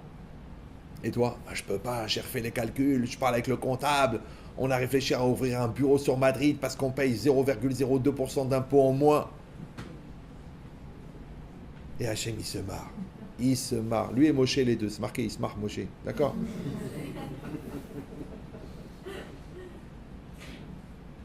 Même Albert, dont on n'a pas retrouvé les téphilines. Albert Einstein. Ouais. Il a dit, l'homme fait des plans et Dieu, il rigole. Il rigole. Il le voit en train de...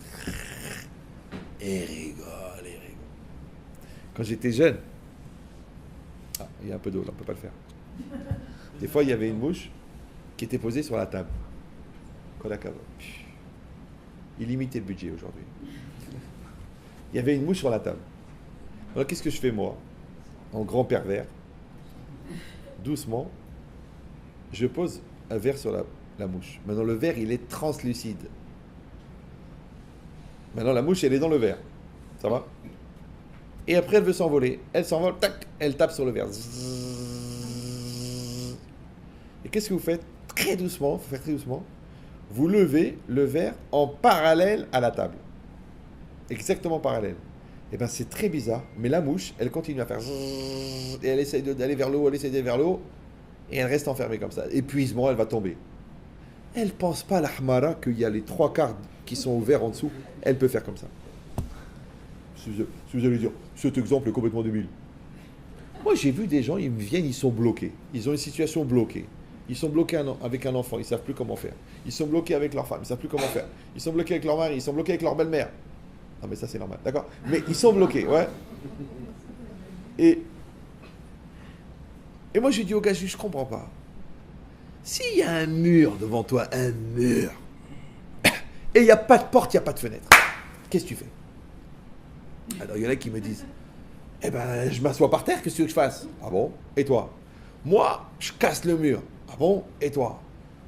Je sais pas. Ah bon? Et vous, qu'est-ce que vous dites? Je dis, moi, je fais le tour. Ah, mais vous avez pas... Mais je t'ai dit qu'il n'y a pas de porte, il n'y a pas de fenêtre. Je t'ai pas dit qu'il n'y a pas de solution. Alors, quand le bon Dieu il pose une question, il n'y a pas de réponse. Il y a une réponse. Mais tu sais où elle est la réponse? Là où ça te dérange le plus.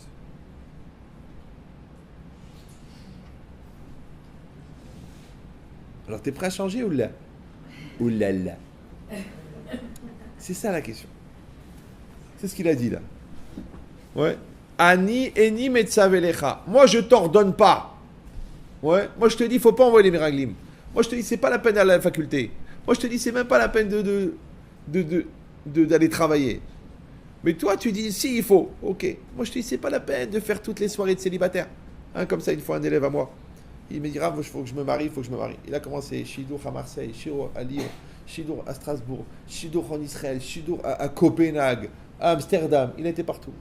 Un jour, il a dit, j'en ai marre. Je dis, bah tu sais quoi, assis-toi.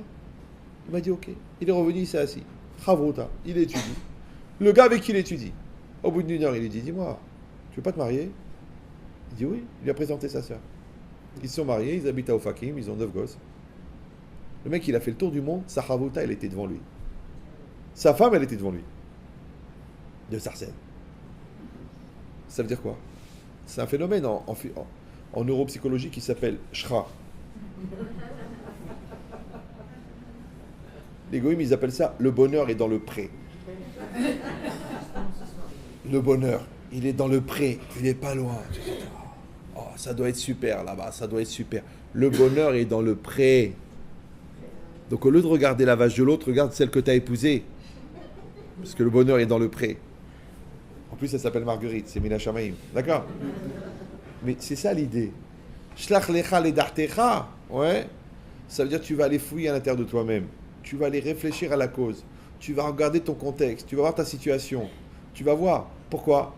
Parce que ton manque, il te donne ta réalité. Ton manque de bitachon, il te crée le problème dans la parnassa. Ouais. Et ton manque de confiance en toi, il te fait que ou tu ne finalises pas les projets ou qu'on t'envoie des embrouilleurs. Ta malhonnêteté profonde, elle fait que tu rentres dans des business tordus. D'accord? Si toi, tu as peur, alors tu vois des choses qui ne sont pas normales. Si toi, tu as des nerfs, Alors tu te rends compte des gens qui t'énervent. Mais si toi tu avais été à l'intérieur de toi-même, tu aurais compris ce qui se passait. Vous savez toujours, il vous montre la vidéo avec le chat qui se bagarre avec son reflet. Mais toi tu rigoles, tu dis qu'il est bête ce chat. Mais regarde-toi, tu ne te bagarres pas avec ton reflet toi. Pourquoi ta femme c'est pas ton reflet? Tes enfants c'est pas ton reflet? Ta réalité c'est pas ton reflet? Mais la réalité c'est ton reflet. Donc quand tu te bagarres avec le reflet parce que tu t'énerves, pourquoi ça m'arrive? Qu'est-ce que c'est que ça? C'est quoi ces enfants? C'est quoi cette femme? C'est quoi cette vie? C'est quoi cette ville? C'est quoi cette communauté? Mais elle a un seul défaut, ta vie. Elle te ressemble. Maintenant, si toi tu étais capable de dire ok, c'est ma vie. C'est ça le bitachon. Le bitachon, c'est pas d'espérer que Dieu va t'envoyer ce que tu attends. Le bitachon, c'est d'accepter que ce que Dieu t'a envoyé, c'est bien. C'est bon pour toi. Tu es prêt à faire ça? Ou tu vas être toute ta vie dans la ta'ana? Et pourquoi? Et pourquoi c'est pas comme ça? Et pourquoi c'est pas comme ça? Combien de fois les gens ils m'appellent? Rabbi Chitris, vous trouvez ça normal? Mais qu'est-ce que c'est pour lui? Mais qu'est-ce que c'est pour elle? Et qu'est-ce que c'est 1000 euros? Et pourquoi ils me saoulent? Et pourquoi ils me font ça? Et est-ce que c'est normal? Et est-ce que c'est bien? Est-ce que c'est... Je lui dis, mais pourquoi tu es toujours dans l'exigence? T'as pas compris que le Yetzer Hara de l'exigence, il génère l'insatisfaction. D'accord? Et comme ton manque, c'est de l'insatisfaction, c'est normal que tu génères des gens qui vont générer chez toi l'insatisfaction. Je sais ce que tu vas dire. C'est très bien. C'est très bien. On te sert à manger, tu manges, tu dis, c'est bon. C'est très bon. Tu dis pas, c'est pas comme ma mère. C'est un peu trop salé. C'est un peu chaud. La sauce, elle est trop liquide. La pâte, elle est un peu molle. Pourquoi t'es pas mort hier? Je veux dire, pourquoi? Toujours à râler, toujours à te plaindre, toujours à voir les défauts. T'es pas fatigué de fabriquer du vinaigre à longueur de journée? Tu sais pourquoi? Parce que ça tue de dire merci. Les orgueilleux. Ça tue de reconnaître ses torts. Les entêtés. Alors qu'en vérité, moi je te dis, celui qui est entêté, celui qui est orgueilleux ou orgueilleuse, il n'a même pas commencé à vivre. Parce que la vie, elle va commencer quand tu maîtriseras ton Yetzer Hara. Mais tant que tu es un serviteur du Satan, donc c'est-à-dire que tu es un serviteur de tes peurs, de tes pulsions, de ta lourdeur, de tes a priori, de tes angoisses, de tes nerfs, de tes névroses, tu n'es même pas né. Ça s'appelle Rechaim Bechayem Nikraim Metim. Les Rechaim de leur vivant sont appelés morts. C'est-à-dire que, pour ça qu'on dit Baruch Mechayem Metim, béni soit ceux qui reviennent parmi les morts. Et c'est pour ça que la Teshuvah, elle est comparée à la résurrection des morts. Parce qu'en fait, la Teshuvah, c'est un mort qui est revenu à la vie. Maintenant, tu n'es pas obligé de faire Teshuvah sur des avérotes pourris. Tu peux faire Teshuvah sur l'entêtement. Tu peux faire Teshuvah sur la vision négative. Vous me suivez? Tu peux faire Teshuvah sur le Mshen. Fais Teshuvah sur le Mshen. Sois souriant. Sois positif. Parce que tu entends cette voix à l'intérieur de toi. Qui te dit, écoute, tu fais la gueule, mais tu sais que ça ne va rien te rapporter. Tu mens, mais tu sais que tu vas te faire attraper. Mais quand même, tu le fais. Ani animé de Savelecha. Hachem dit, moi, je ne t'ordonne pas. Ta conscience, elle te dit, c'est pas bien. Mais toi, quand même, tu continues. Pourquoi? Parce que tu dis, les gens sont bêtes, on peut les embrouiller. À Boutaï, c'est pas important que les gens sont bêtes, les gens sont bêtes ou sont intelligents. Ce qui est important, c'est que les choix qu'on fuit le plus sont ceux qui nous rattrapent les premiers. D'accord? C'est que tu projettes tes manques. Donc celui qui connaît ses manques, il sait exactement sur quoi il va être éprouvé et sur quoi il est éprouvé. Celui qui ne connaît pas ses manques, il passe sa vie à se plaindre d'une réalité qu'il a créée lui-même par ses manques. Vous me suivez ou non? C'est comme les gens qui ne communiquent pas dans leur couple, après ils disent « Ouais, il n'y a pas de communication. » Eh bien, communique. Y a pas... Les gens qui font rien, qui prennent jamais l'initiative, après ils disent « Ouais, on fait rien tous les deux. » Eh bien, fais quelque chose. Organise. Vas-y, qu'est-ce qu'il y a? Allez, vas-y, tu prends un bus, tu prends un truc, on va à Tibériade, on loue un truc, on va à Eilat, c'est rien. Voilà, tu prends 350 shekels pendant les promotions, on part tous les deux, week-end amoureux à Eilat. Allez, Arkia, l'avion, le khalababa, l'hôtel, tout. Ah, mais tu sais, prends ton téléphone, y a encore des places. Tu sais quoi, je suis fatigué, j'ai pas le courage. Alors crève. Toi qui aspires au repos, il y a des endroits, c'est marqué partout, ici repose, ici repose, ici repose, ici repose, ici repose. On a le temps de se reposer. Non, les gens ils sont fatigués du matin. Non. Il s'est marqué. Ani eni metzavelecha. Ouais, moi je t'ordonne pas. Donc ta conscience elle te dit que c'est pas bien. Ta conscience elle te dit que c'est pas un gars pour toi. Ta conscience elle dit ne travaille pas avec ce gars-là, c'est un voleur. Ta conscience elle te dit cette fille elle est pas sérieuse. Ta conscience elle te dit ton père il a raison. Et toi tu t'entêtes. Ok. Alors tu sais ce qu'il dit Hachem. Ani eni metzavelecha. Ouais. Im tirtse shlach. Si tu veux, envoie. Je dis, je comprends pas. Tu viens de me dire que je t'ordonne pas. Non, tu viens de me dire shlach lecha ledartecha. Remets-toi en cause, remonte à ta volonté première. Après, tu me dis, moi, je t'ordonne pas. Ça veut dire que c'est pas raisonnable, il n'y a pas de bracha. Et après, tu me dis, mais, im tirtse shlach. C'est bizarre, non? C'est contradictoire, non? Tu viens de me dire, c'est pas bien. Tu viens de me dire, c'est pas ton truc. Tu viens de me dire, tu perds ton temps. Tu viens de me dire, cette fille, elle est pas sérieuse. Tu viens de me dire, c'est pas pour nous. Tu viens de me dire, tu seras pas heureux. Tu viens de me dire, tu es trop jeune pour comprendre. Tu viens de me dire. Et à la fin, tu me dis, ok, je t'ai tout dit. Tu veux? Épouse-la. Tu dis, papa, je l'épouse. Moi, mon fils, je t'ai parlé, je t'ai expliqué. J'ai crié, j'ai pleuré, j'ai allumé des veilleuses. Ouais. Mais si vraiment tu es convaincu, en 2 mots, je vais venir à la Chopa, je vais dépenser 23 000 euros pour ton mariage, je vais inviter toute la famille, et dans 6 mois, quand tu vas venir me dire, mais papa, elle a aucune midote, elle me dit des gros mots, mais papa, j'ai honte, maman, jamais elle t'a parlé comme ça, elle se promène toute nue, elle drague le livreur de Amazon. Je dis, Amarti lecha, je t'ai dit mon fils, je t'ai prévenu. Toi tu m'as dit, ouais, tu veux me briser mon bonheur. Je t'avais prévenu. Maintenant tu veux l'épouser. Attention mon fils, on divorce pas. Maintenant tu te débrouilles avec elle, tu grandis avec elle, tu l'as fait évoluer, tu l'as fait devenir le diamant que tu as cru qu'elle était. Mais c'est pas que maintenant que tu as mangé les fraises, tu veux rendre le fond de tarte. On n'est pas compatibles, il vaut mieux qu'on divorce, qu'est-ce qu'on fait l'un avec l'autre? Il y a 3 Neshamot qui sont nés là. Ils sont en train de vous regarder les 3, en train d'attendre que les 2 brels qui les ont mis au monde deviennent des adultes. Alors il va falloir faire un stage accéléré de maturité. Parce qu'on va pas jeter 3 Neshamot, parce que monsieur et madame sont des Hamorim. Alors débrouillez-vous pour grandir. Donc c'est une démarche. Ouais. T'as une question? Réfléchis. Qu'est-ce qui se passe chez toi?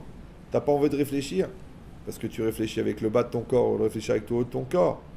Parce que toi tu vois les millions d'euros au lieu de voir la malhonnêteté du problème. Ouais. Parce que toi tu vois le soleil au lieu de voir que derrière il y a quelque chose qui va pas. Donc on te dit, Ani eni metzavelecha. Ta neshama elle te dit, ta conscience elle te dit, tes parents ils te disent. Mais toi tu t'entêtes. Hachem il dit ok, tes parents te disent ok. Im tirtse shlach. Ça veut dire quoi? Im tirtse, c'est quoi tirtse? Tirtse c'est imata rotse. D'accord? Rotse c'est ratson. Ratson c'est quoi? Ratson c'est la volonté. La volonté c'est quoi? C'est l'énergie de l'âme qui est maîtrisée par l'homme. Donc quand on te dit je veux, le je c'est toi, mais le veux c'est pas toi. Le vœu, c'est une énergie qui vient de l'âme, qui s'appelle la vie, d'accord? Et qui génère la volonté. Maintenant, cette énergie, quand elle est prise en charge par l'homme, elle s'appelle la volonté. Maintenant, étant donné que cette énergie, elle vient de l'âme, donc, et que l'âme, elle est divine, et que tout ce qui vient de Dieu est divin, donc l'énergie qui vient de l'âme, donc la volonté est divine. Mais l'orientation de la volonté est humaine. Ça va? Maintenant, quand tu dis je et veux, automatiquement, ça veut dire que ton je, il est à la hauteur d'assumer le vœu. En français, on appelle ça un choix. Maintenant, tous les choix qu'on assume sont bons. Pourquoi? Parce que étant donné que la volonté vient de la Neshama, donc quand tu prends ton ratson et tu le mets dans le bien, tu vas produire du bien. Quand tu mets ton ratson et tu le mets dans du mal, ouais, si c'est par incompétence ou par ignorance, mais il y avait de la volonté quand même. Donc, au mieux, si c'est bien, c'est un bon choix. Au pire, c'est une expérience. Mais si le vœu, il n'a jamais existé parce que le je n'était pas là, ouais, donc c'était plus fort que moi. J'étais aveuglé, je me suis marié comme un idiot, j'étais inconscient, je ne me rendrais pas compte des risques, je ne savais pas que j'étais prêtre, non. Je ne savais pas que d'être garant, c'était responsable. Tu vas aller en prison. Mais pourquoi, monsieur le juge, j'ai rien fait? Mais tu vas aller en prison pour faire les études que tu n'as pas voulu faire avant de devenir garant. Parce que tu fais les études avant. Quand le mec il te dit je te donne 3 000 euros par mois et tu signes, le mec il dit mais je vais signer quoi? Ben, je vais signer que quand on va pas payer la TVA c'est sur ta gueule, que quand on va pas payer les fournisseurs c'est sur ta tronche, que quand on va pas payer les impôts c'est sur ta tête, et toi tu pourras partir avec un aller simple pour Tel Aviv, et nous on pourra recréer une autre société avec un autre pigeon. Mais alors c'est pas cher 3 000 euros puisque vous allez prendre 3 millions. Bienvenue au club, tu commences à devenir intelligent. Moi combien de fois, je vous dis la vérité, des petits jeunes comme ça, Ahmed Chetrit, à la fin du mardi soir, Ahmed Chetrit, faites-moi une bracha parce que j'ai une belle opportunité qui se présente. Je dis ah bon, ouais, je fais à peine de faire mon bac et un ami à mon père m'a proposé d'être garant. Je lui dis mais JG, ça veut dire jeune jbeb. Pas garant, gérant. Tu vas être gérant. Ouais, il me donne 1000 euros, je fais rien, il m'a dit t'es même pas obligé de venir. Tu vas être gérant, au nom propre. Ouais, c'est moi, monsieur. Donc il va déposer le bilan. Toi, tu ne pourras plus recréer une société toute ta vie. Tu vas être interdit bancaire. Il va te laisser 300 ou 400 000 euros sur la tête d'URSSAF. Et toi, t'es cool. Ouais, mais attendez, grave.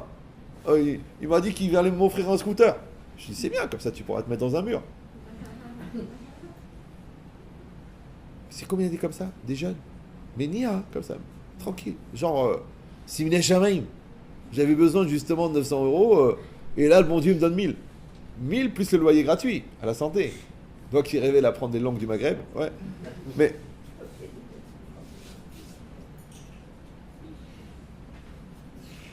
tu sais quoi? Peut-être qu'il a besoin de ça.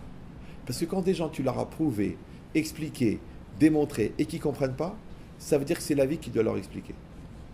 Il y a des gens, ils ont besoin de divorcer pour devenir adultes. Il y en a, ils ont besoin d'attraper une maladie pour comprendre que c'est grave. Il y en a qui ont besoin d'un dépôt de bilan. Il y en a qui ont besoin de la brigade financière. Comprendre que c'est pas vraiment honnête. C'est pas du vol, mais c'est pas vraiment cachère. Enfin, c'est 10 bien 10 balles, ça s'appelle du binaire. Mais si tu es binaire, tu fais du binaire, il vaut mieux que tu sois bipolaire. Comme ça, on pourra comprendre ce qui t'arrive. Puisqu'une fois sur deux, tu es malhonnête. Tu ne dors que d'un œil. Non, tu ouvres bien les deux yeux et tu fais la alia. Tu ouvres bien les deux yeux et tu te maries avec cette femme.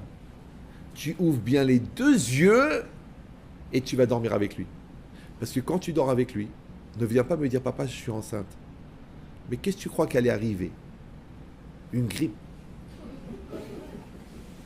Et papa, il m'a dit, tu seras la mère de mes enfants, tu seras la femme de ma vie, nous vieillirons ensemble. Et quand je lui ai dit que j'étais enceinte, il m'a dit, je te connais plus, efface mon numéro. Il a jeté son portable par la fenêtre.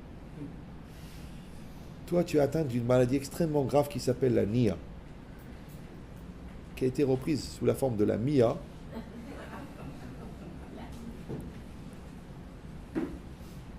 par un grand rave qui s'appelait l'Armia. Et c'est ça ton problème. Donc tout le cheminement de la vie, il est marqué là. Shlach lecha, envoie vers toi. Quand tu as une décision à prendre, quand tu es devant un stress, quand tu es devant un choix, rentre chez toi. Ouais. Quand tu as un problème avec ta femme, avec ton mari, tu as un problème avec tes enfants, rentre chez toi. Va chez toi, réfléchis chez toi. Lecha, d'accord? Ani ni metzave lecha, c'est ta conscience, elle t'a donné son avis. Tu sais très bien ce qu'ils pensent tes parents. Ne dis pas je savais pas, j'ai pas réfléchi. Tu sais très bien ce qu'ils pense ton cerveau. Tu sais très bien ce qu'ils pense ton équilibre. Parce que même si tu n'es pas religieux, mais quand même tu as des principes. Même si tu n'as pas de principes, tu as quand même des valeurs. Même si tu n'as pas des valeurs, tu as quand même un instinct de survie. Tu n'es pas un zombie, tu n'es pas un cadavre qu'on est en train de disséquer, non? Jusqu'à quel point tu dis je ne m'en rendais pas compte, je m'y attendais pas du tout. C'est marqué ici. Et si vraiment on a tout fait pour te convaincre et tu veux pas, alors tu fais ce que tu as à faire. Il me tire, tu sais. Une fois, j'étais au Canada. Ils sont venus un petit couple comme ça. La femme, elle avait un ventre, Sacom. C'est un modèle très connu chez Prénuptia. D'accord? Elle vient me dit Rav, nous avons des problèmes de couple. Il faut qu'on vous parle. Je dis écoutez, là. Je suis atterri à 6 heures. Je suis rentré au cours à 7 heures. Ça fait 2h30 que je parle. Je suis fatigué. Elle me dit oui, mais c'est un cas de divorce. Je dis c'est pas de ma faute. Bon, c'est pas grave. Alors, je les ai écoutés. Ils sont venus les deux. Maintenant, dès qu'on commence à parler, au bout de 5 minutes, elle me dit oui, il ne tient pas compte de moi, il ne fait pas attention depuis que je suis enceinte, il ne me regarde plus, il joue sur son ordinateur, et je lui parle, il ne me répond pas. Je dis madame, vous pouvez sortir s'il vous plaît? Elle sort. Je voulais parler avec son mari, je ne voulais pas qu'elle écoute. Maintenant, ça fait même pas 1 an qu'ils sont mariés. Je lui dis, dis-moi, depuis quand tu as arrêté de l'aimer, ou est-ce que Bichlal, tu l'as jamais aimé cette femme? Il me regarde comme ça. Mais quoi? Mais vous avez un a priori? Je dis arrête. Arrête de me faire une vente. Chacun son métier. Tu aimes pas ta femme? Alors il se met à pleurer, il me dit en fait je l'ai rencontré, pas très cachère. Ses parents ils étaient un peu religieux. Ils nous ont mis devant le fait accompli. Alors qu'est-ce que tu fais? Tu côtoies ma fille pour se marier ou non? Moi j'avais pas vraiment d'intention. Après quand je leur ai dit que je venais d'un couple de divorcés et que j'avais pas vraiment de diplôme et de formation, ils m'ont jeté. Et moi j'ai dit quoi? Ils me jettent, cette fille je vais la voir. Et 1 an je me suis battu et je l'ai eue. Et ils sont venus à la Choupa, et au Hachem, on a fait un grand mariage. D'ailleurs ils ont tout payé. Et après qu'on s'est marié, qu'elle est tombée enceinte le premier soir, je me suis dit mais en fait je l'aime pas. Je l'ai aimé par défi. Pour prouver au père que j'avais plus de cerveau que lui.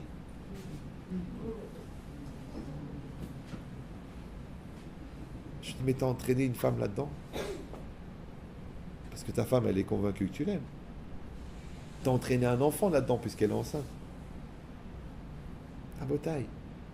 L'inconscience. Je crois que c'est la plus grosse des avérotes qui existent. Ça s'appelle les Siyahada'at. Je dis, mais écoute-moi bien. Cette femme-là, cette fille-là, c'est ma fille. Ah bon, c'est votre fille? C'est comme ma fille.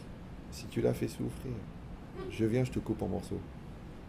Il m'a dit, vous êtes un taliban? Je lui dis, pire, c'est des enfants de cœur. Je fais comment une femme qui a cru en toi, tu la mets enceinte, et maintenant tu n'as plus de sentiments? Mais tu es un cheval, toi. Je dis, d'abord, tu l'aimes. Maintenant, il faut que tu t'éduques, que tu refasses les calculs. Tu as 9 mois pour réfléchir. Est-ce que tu vas laisser naître un enfant sans père ou avec un père? Ah, il s'est mis à pleurer et tout ça. Il me dit, mais comment je fais si j'ai pas de sentiments? Je dis, tu as 9 mois pour apprendre à l'aimer. Si dans 9 mois tu l'aimes pas, on en reparle. Mais pour l'instant, tu t'es marié comme un imbécile et tu vas divorcer comme un idiot. Ça fait beaucoup au cumul. Donc prends ton temps, réfléchis bien, c'est une fille de famille, elle est sérieuse. Toi aussi, tu es un gars sérieux. Bon, ça s'est démarré sur des systèmes un peu bizarres. Mais les chats, ils retombent sur leurs pattes. La tartine, elle retombe du bon côté. Alors tu peux sauver l'histoire. Alors au Hachem, maintenant, ils en sont au 3e et tout va très bien. Ils sont construits. D'accord? Mais est-ce qu'on était obligé d'arriver là? Est-ce qu'on était obligé de faire tout à l'envers? Est-ce que tu as déjà vu un charpentier qui pose le toit avant de mettre les murs? Il dit bougez pas, je vais chercher les maçons. Mais ça va pas. On met pas le toit. On met les murs. Après on met le toit. Donc avant de ramener ton toit, avant de la ramener, mets les murs. Protège la situation. Assure les arrières. Prépare l'avenir. Et après ramène-la un petit peu. Ramène ton toit. Mais jusque-là, ferme-la. Parce que tu crois que tu as fait quelque chose. C'est le bon Dieu qui a tout fait. C'est pour ça que je donne toujours cet exemple. C'est comme un monsieur à Anvers, il est tailleur de diamants. Il est vendeur de diamants. Et il est jeune. Et il a bien appris le métier, grâce à Dieu, à l'âge de 16 ans. Maintenant, il a 23 ans. C'est un des meilleurs négociants de diamants d'Anvers. Et Baruch Hashem, il se marie. Et il se marie avec une belle jeune fille, gentille, Hnina, tzadéket. Et lui aussi, c'est un tzaddik. Et sa femme, elle tombe enceinte. Aïe, aïe, aïe, quel bonheur, quelle joie. Tout le monde est content. Et Baruch Hashem, la grossesse se passe bien. Mais au moment de l'accouchement, il y a des difficultés. L'accouchement, il est très long, très dur. Malheureusement, à l'intérieur, ça se passe mal. Il y a une hémorragie interne. Il y a une déchirure, il y a un truc. Destruction des ovaires. Les médecins, ils disent, écoutez, Baruch Hashem, le bébé, il va bien. La maman, elle a été sauvée in extremis. Mais vous ne pourrez plus avoir d'enfant. Et ils ont un seul enfant. Elle dit, c'est pas grave. Dieu nous a donné ce diamant. Et il le gâte. Et mon chéri, et mon cœur, et ma vie. Et elle lui fait tout ce qu'il faut. Et le père, c'est un diamantaire. Donc il a 22 ans, il est papa, il a un enfant. Et pendant 20 ans, combien il voit de millions de diamants? À chaque fois qu'il voit un beau diamant, il traverse à la bourse, travaille à la bourse, donc il en voit passer des milliers par jour. Chaque fois qu'il trouve un très beau diamant, il l'achète. Il dit ça sera pour la fiancée de mon fils. Si Dieu veut, quand il sera Hatan. Et après, 6 mois après, il trouve encore un plus beau, plus pur, plus extraordinaire. Il vend l'ancien, il garde celui-là. Imagine maintenant, il arrive aux fiançailles de son fils. Et Baruch Hashem, il a vu 22 millions de diamants. Et sur les 22 millions de diamants, il a gardé the diamant of the diamant. Ouais, 19 carats, pureté exceptionnelle, une blancheur incroyable. Un tabosk, on appelle ça, dans le jargon professionnel. Ouais, mon fils, Hachem nous a donné un diamant, c'est toi. Maintenant, Hachem nous a envoyé un autre diamant, c'est ta Kala, une famille extraordinaire. On en sache qu'avec ta mère, on n'a eu que toi. Et ça, dans mon métier à moi, je suis diamantaire. Ça fait 20 ans que je sélectionne des diamants. Et voilà le diamant que j'ai gardé pour tes fiançailles. Imagine ce diamant, comment il doit être ce diamant après qu'il a vu 22 millions de diamants. Ça va? Super. Et l'enfant, dans un élan extraordinaire de mesquinerie, il dit, papa, ça ne te dérange pas si je le fais expertiser?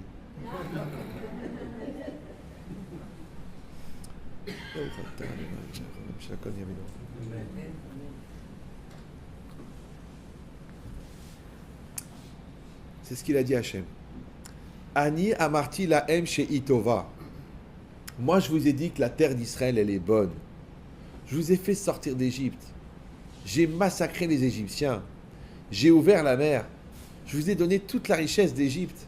J'ai détruit les idoles. J'ai fait les 10 plaies. J'ai fait 1 an de miracle. Et maintenant, vous voulez envoyer les explorateurs. Vous avez compris ou non? Toi, tu dis, non, mais c'est par objectivité, c'est quand même mieux d'expertiser, c'est quand même mieux de vérifier, c'est quand même mieux d'envoyer des explorateurs. Amarti la M Sheitova. Moi, c'est moi, Dieu, je vous dis qu'elle est bonne. Vous allez envoyer des explorateurs. Toi, tu as peur de ce que tu vas trouver. Je te dis, tu devrais avoir peur de ce que tu vas chercher. Et c'est ce qui s'est passé. Maintenant, regardez la phrase comment elle est. Et après, j'arrête parce que je vois que vous êtes à un niveau de saturation. Regardez la fin de la phrase, elle fait peur. Qu'est-ce qu'il a dit Hachem? Chayehem. Il a juré par leur vie. Chez Ani noten la em makom litaot bedivra miraglim. Que je vais donner pour eux un endroit pour se tromper. C'est-à-dire que je vais créer une opportunité d'erreur. Les ma'an lo irashua, afin qu'ils ne l'héritent pas. Alors je rappelle, pour ceux qui n'ont pas vu le film, que là, on est avant l'histoire. D'accord? Les Bnei Israël ont eu peur, ils ont demandé à envoyer des explorateurs. Moshe est en train de parler avec Hachem. Est-ce qu'on envoie ou on n'envoie pas? Donc, ils n'ont pas encore décidé. Ils n'ont pas encore envoyé. Ils n'ont pas encore sélectionné ceux qui allaient partir. Ils n'ont pas encore envoyé. D'accord? Les explorateurs ne sont pas partis. Ils n'ont pas vu des choses négatives. Ils ne sont pas encore revenus. Ils n'ont pas encore raconté. Les bénis Israël n'ont pas encore eu peur. Ils n'ont pas pleuré. Hachem n'a pas encore été déçu. Hachem ne s'est pas encore mis en colère. Et Hachem ne les a pas condamnés à mourir dans le désert. Ça va? Il ne s'est rien passé. Vous me suivez ou non? C'est très très important. Je sais que vous êtes fatigué, mais vous avez compris. Il ne s'est encore rien passé. Et déjà Hachem, il a raconté toute l'histoire. Parce qu'il a dit Chayem shani noten laem makom letaout bil divra meraglim le ma'an lo irashua, afin qu'il ne l'hérite pas. Vous avez compris ou non? Hein? Ça veut dire, écoutez bien ce que je dis, ça veut dire que l'histoire, elle était terminée depuis le début. Tu vois cet enfant-là, depuis le départ, en ne foutant rien à l'école, déjà il a pratiquement fixé sa destinée. Tu vois celle-là, on m'entend tout le temps. Elle a déjà fabriqué son niveau scolaire, les gens qu'elle côtoie, le margoulin qu'elle rencontre, la belle famille de voyous, les enfants tordus et la dépression. Tout est déjà depuis le départ. Parce qu'elle foutait rien à l'école, parce qu'elle ne s'est pas investie, parce qu'elle n'a pas obtenu de résultats, parce qu'elle est rentrée en échec scolaire, parce qu'elle n'a pas de respect d'elle-même, parce qu'elle n'a pas finalisé des choix, parce qu'elle a rien qui l'a construit, donc elle a épousé par dépit quelqu'un qui l'a épousé par pitié, et les enfants qui vont naître, et l'insatisfaction d'être, et la déception d'elle-même, et la dépression. Tu sais quand? Quand elle ne voulait pas apprendre l'étape de multiplication, en CE2. Tu dis, mais c'est une malédiction, c'est un gzera, c'est pas un gzera. En français, on appelle ça la suite logique des choses. Elle fait des mathématiques, non? Mathématiques très intéressant. Un point, un point, un point, un point. 2 points, très intéressant, on peut faire un segment de droite. Mais on peut aussi faire prolonger la droite. 3 points, hop, hop, hop, hop, hop, ça commence à être une courbe. 5 points, mais c'est une destinée. Maintenant, si toi, tu pouvais tracer les points de la courbe de ta vie, tu pourrais anticiper la suite de la droite. Mais non, toi, chaque point séparément. Ce point-là, c'est à cause d'elle. Ce point-là, mes parents n'ont pas compris. Ce point-là, je n'étais pas dans la bonne école. Ce point-là, j'ai épousé, je me suis marié trop vite. Ce point-là, cet enfant, je ne le voulais pas. Ce point-là, mon patron, il n'a pas compris ma valeur. Ce point-là. Alors, chaque point de la courbe, il n'a aucun rapport avec l'autre. Donc, il n'y a pas de courbe. Donc, c'est toujours la faute des autres. Et toi? Eh ben, moi, je suis un accident de la nature. Je suis une xéra. Chayem chez Ani noten la M makom les taout. T'as pas compris encore? Il y aura toujours une occasion de se tromper parce que l'occasion de voir le vrai, c'est l'occasion de voir le faux. L'occasion de réussir, c'est l'occasion de se planter. Pourquoi est-ce que les placements à risque rapportent plus que les placements sans risque? Pourquoi un placement sans risque, il rapporte 1% hors impôt? 1%, ça veut dire... En Israël, c'est pire, 0,001. La banque, elle va te demander de l'argent pour l'argent que tu as chez eux. Maintenant, eux, ils vont prendre 32% d'intérêt. Ils vont gagner avec ton argent. S'ils se plantent, c'est pour ta tronche. S'ils gagnent, c'est pour eux. Et toi, ils te donnent 1% après négociation ardue. Et toi, tu es fier parce que ton cousin, il a eu 0,8. Et toi, tu as eu 1. Et tous les banquiers, ils sont en train de mourir de rire là-bas. Ils vont faire un claquage de l'estomac tellement ils se marrent. Mais les placements à risque, ça gagne plus. Pourquoi? Tu sais pourquoi? Parce que dans le placement à risque, tu t'engages plus. Et dans le placement sans risque, tu ne t'engages pas. Toi, tu aurais épousé la fille du milliardaire. C'était facile. Tu te maries, tu achètes l'appartement déjà. Après, tu dis, mon fils, viens travailler avec moi, il te donne 9 000 euros, bien que tu es incompétent et vraiment, c'est irrespirable tellement que tu es incompétent. C'est pas grave. D'accord? Après, comme tu t'ennuies toute la journée parce que tu n'as rien à faire dans un bureau, tu fumes des joints. Après, la secrétaire, tu la trouves plus attirante que le photocopieur, parce que tu n'as rien à faire ta journée. Mais si tu avais épousé un gars qui t'a dit, écoute, moi, j'ai une seule valeur, c'est ma fille. Elle est sérieuse. Elle a passé sa licence de mathématiques, elle est sérieuse. Tu la veux, c'est tout ce que j'ai à te donner. Mais c'est un diamant. Et vous deux, vous êtes battus. Tu as fait médecine dans une chambre de bonne. Et maintenant, tu as ouvert ton cabinet. Et maintenant, vous avez 6 appartements dans le 16e. Mais centime après centime, vous les avez fait. Tu vois, maintenant, tu as payé, tu as gagné. Tu as payé, tu as gagné. Moi, je connais des gens, ils ont fait tchouva. Tellement leurs parents, ils étaient éloignés, ils n'ont même pas voulu venir à leur mariage. C'est grave. Et des bourrés de chez bourrés. Ils ont vécu dans une misère incroyable à Yerushalayim. Maintenant, les deux, la femme, elle a écrit un livre, le mari, il a écrit des livres. Ils sont bien, ils sont connus, et leurs parents, mais quelle fierté. Tu sais qui c'est mon fils, tu sais qui c'est ma belle-fille. Tu te rends compte que l'Archouma, ils ne sont même pas venus au mariage parce qu'ils n'étaient pas d'accord avec le niveau de religion. Mais je suis sûr qu'ils seraient mariés avec un homo et avec un black, et ils seraient venus au mariage par objectivité. Mais avec un religieux, non, on ne vient pas. C'est pas notre style. Et maintenant qu'ils voient leurs petits-enfants de Sadikim, ils sont fiers, ils disent, ah, t'as vu? Ils disent à tout le monde, ah, t'as vu les enfants qu'on a? T'as vu mon petit-fils? Tu sais que mon petit-fils, il fait la Mishnah, hein? Alors que lui, il ne sait même pas faire Ashreyo, je vais bêter. Ça veut dire quoi? C'est-à-dire qu'à la finale, le gars, il va voir la valeur des choses. Mais combien il a fallu payer pour ça? Ben moi, je dis le contraire. Peut-être que ce qu'il a payé, c'est ça ce qui lui a donné la valeur. Donc, tu veux ou non? Peut-être que ce qu'il a crevé, c'est ça qui lui a donné la valeur. Et que s'il avait été facile, il n'aurait rien eu du tout. Pourquoi? Parce que l'occasion de réussir, c'est aussi l'occasion de se planter. Ouais. L'occasion de faire des sacrifices, c'est aussi l'occasion de profiter des sacrifices des autres. Il y a toujours le choix. Maintenant, quand toi, tu ne fais pas le choix de faire l'effort, donc tu fais le choix que quelqu'un d'autre va faire l'effort à ta place. Le problème, c'est que le choix de l'effort fait grandir, alors que le choix du non-effort ne fait pas grandir. Et grandir, ça donne la maturité, et ça donne l'équilibre, et ça donne la satisfaction d'être, et ça donne le bien-être. Maintenant, tu vois, l'autre, il a crevé, mais il est bien dans sa peau. L'autre, il a triché, mais il est mal dans sa peau. Alors, qu'est-ce qu'il a gagné? C'est ce qui est marqué ici. Hachem, il a dit, c'est vrai qu'il y aura la guerre, c'est vrai, mais ça y est, je vous ai tout donné, je vous ai fait sortir d'Égypte. Ouais, je comprends pas, je t'ai élevé depuis 25 ans, mon fils, tu crois que je veux te planter? T'as pas confiance en moi? Tu crois que je veux te détruire? Ouais, papa, tu veux m'étouffer? Ouais, mon psy, il m'a dit, ma copine, ils m'ont dit, mes copains, ils m'ont dit, ouais, faut pas se faire écraser par ses parents, faut être libre, faut faire ce qu'on veut. Mais réfléchis, mon fils, réfléchis. Tes copains, tu les connais depuis 3 semaines.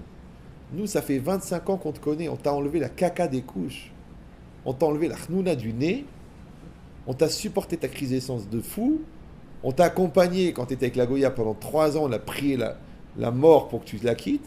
Et maintenant, tu crois qu'on veut te planter.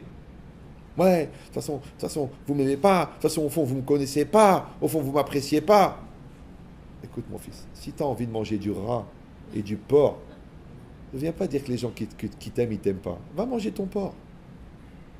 Ne te sers pas de nous pour légitimer ta lourdeur. C'est ce qu'il a dit à Hachem. Parce que de toute façon, il y aura la possibilité du bien et la possibilité du mal. Il y en aura. Maintenant, le gars qui est malin, il dit, il y a le bien et le mal, mais choisis le bien. Mais le brel, qu'est-ce qu'il fait? Il dit, puisqu'il y a le choix, choisis le mal. Et étant donné que c'est toujours plus facile de se laisser aller que de se prendre en main,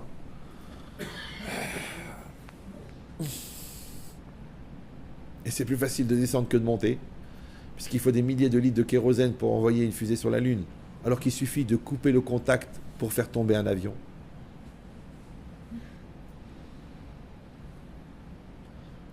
Donc tu vas décider. Ou tu vas être dans une école de Miya'ale Be'ar Hashem, qui va monter sur la montagne d'Hachem, et tu vas éduquer, et tu vas étudier la Torah, et tu vas te lever à la prière, et tu vas mettre les tefilines avec la kavana, et tu vas lutter contre tes mauvaises pensées, et tu vas travailler honnêtement, et tu vas gagner chaque shekel avec la shechina, et tu vas être souriant, et tu vas être positif, ou non. Tu vas passer ta vie à dire, vous la connaissez pas, vous savez pas ce que j'ai vécu, mes parents sont des fous, mes beaux-parents sont des voleurs, le quartier il est mal placé, on voit pas le soleil d'ici, la mer et les trucs, l'air est trop salé, mon t-shirt il me serre, mon slip il me rend, tout ce que tu veux. Tout ce que tu veux. Parce que de toute façon, il y aura toujours les deux. Il y aura toujours les deux. Ouais, il y aura toujours les deux. Mais toi, sache que ne crois pas que c'est maintenant que tu es arrivé devant les murailles que tu as vu le danger. Non, c'est depuis que tu t'es relâché. C'est pas que maintenant que l'autre t'a planté que tu t'es fait avoir. C'est depuis que tu as trempé dans des affaires bizarres. Ouais. C'est depuis que tu as planté ton beau-frère il y a 10 ans que le bon Dieu l'attendait de te faire payer. Ouais. C'est que les choses, malheureusement, elles se tracent d'elles-mêmes. Parce que les graines de rose, elles donnent des roses. Et les graines d'ortie, elles donnent des orties. Donc ne t'énerve pas en voyant des orties. Maintenant, sachez que les graines de rose, il faut les acheter. Mais si vous allez dans tous les magasins de jardinage et que vous demandez des graines de mauvaises herbes, ça ne se vend pas. Pourquoi ? Il y en a partout. Ça pousse tout seul. Donc ne faites pas des efforts pour devenir nul. Restez naturel. Mais faites des efforts pour devenir des tzadikim. Parce que c'est pas naturel, c'est même surnaturel. C'est les ma'ala minateva. C'est au-delà de la nature. Alors si vous avez compris ça, vous avez compris qu'en fait, tous les choix qu'on va aborder dans la vie, malheureusement nous, on attend la fin pour comprendre le début. Mais si on était un peu malin, on analyserait le début. Comment tu t'es marié ? Combien de fois des gens ils viennent me dire « Ah mais je dis mais où vous êtes rencontrés ? En boîte de nuit. Quand vous êtes rencontrés, c'était pour draguer ou se marier ? C'était pour coucher ou pour investir ? Est-ce que vous êtes respecté ? Ouais. Comme l'autre qui vient me dire « Ah mais Chétrine, vous pourriez faire une enquête sur ma future belle-fille, je crois qu'elle est mamzérette. » Je dis mais je comprends pas, ça fait 4 ans que votre fils il est avec elle. Maintenant qu'il veut se marier, vous demandez si elle est mamzérette. Ah s'il dort avec une mamzérette, ça vous dérange pas. Mais qu'il se marie avec une mamzérette, ça vous dérange. Mais je crois que c'est vous la mamzérette. Qui laisse votre fils n'importe quoi avec son corps. Et maintenant qu'il a bien amusé avec la fille, vous dites c'est pas évident, on pourra pas se marier avec elle. C'est toi la mamzérette, c'est pas elle. Parce qu'elle est nia, elle croyait vraiment que ton fils il allait l'épouser, puisque ça fait 4 ans qu'il lui fait des promesses. Vous avez compris ça ? C'est-à-dire, reviens à l'origine du problème. D'accord ? Tu veux t'associer avec quelqu'un ? Regarde. Il est sérieux, il est cachère, il est honnête, il trompe sa femme, il trompe pas sa femme. Est-ce qu'il est bien ? Ah, tu dis, c'est pas grave, il a la baraka, tout ce qui touche, ça se transforme en or. En ordure, pas en or mou. Ouais. Fais attention, parce que l'histoire, elle est là. Après, toi, tu viens 5 ans après, tu dis, oh, ben, Chétrine, vous vous rendez compte qu'il m'a planté de 3 milliards.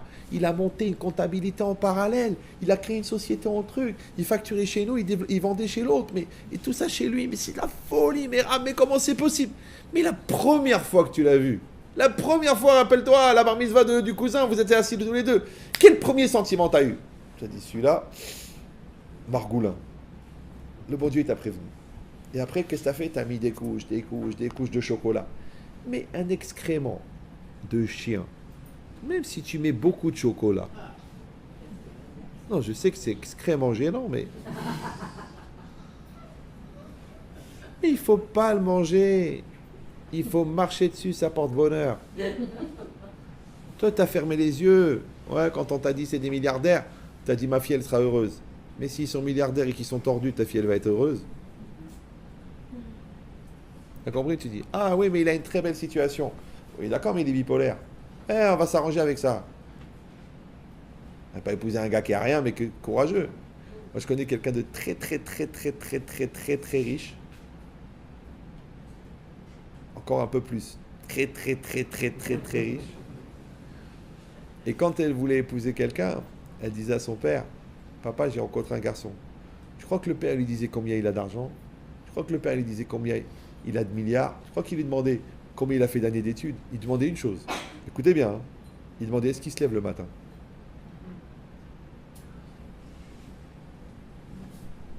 Il se lève le matin. Il se lève le matin. Il se lève le matin. Si en plus il se lève pour la prière, Kolakavod. Bon, il se lève pour travailler. Bravo. Ouais. Il se lève pour sa famille. Extraordinaire. Il se lève parce qu'il a donné sa parole. Ouh, ils étaient sadiques. Il se lève pour faire le dafayomi. Ouh, les ma'ala. Ouais. Mais il se lève. L'autre, il se lève pas. Maintenant, il est bourré, mais il se lève pas. Il est très intelligent, mais il se lève pas. Il est rempli de diplômes, mais il se lève pas. Il se lève pas. Il se lève pas. Il se lève pas. Tu attends même le mois qui se lève, il se lève pas. Donc c'est ça l'idée.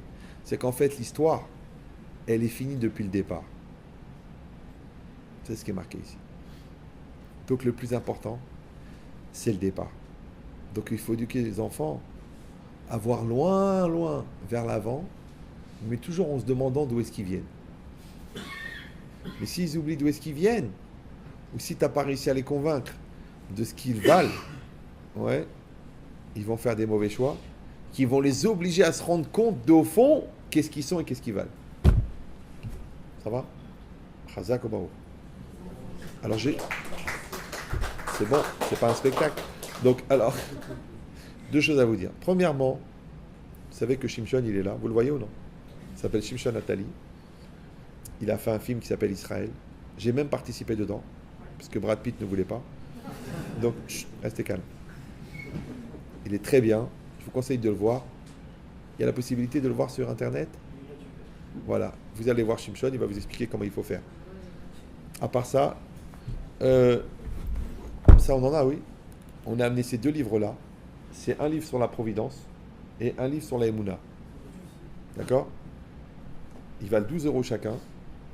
Mais ce soir, ils sont gratuits. Vu qu'on en a fait 10 000, et c'est les derniers qui restent. C'est offert, c'est gratuit. Ça me rappelle les vendeurs sur le boulevard. Et à part ça, on a amené quelques livres qui, eux, sont payants. Pour ceux qui ont compris que la Teshuvah, il faut investir un petit peu. Voilà, ils sont là à disposition. On a oublié quelque chose? Voilà. Kola Kavod, merci beaucoup. On va dédier le cours pour tous les malades d'Israël auxquels vous pensez.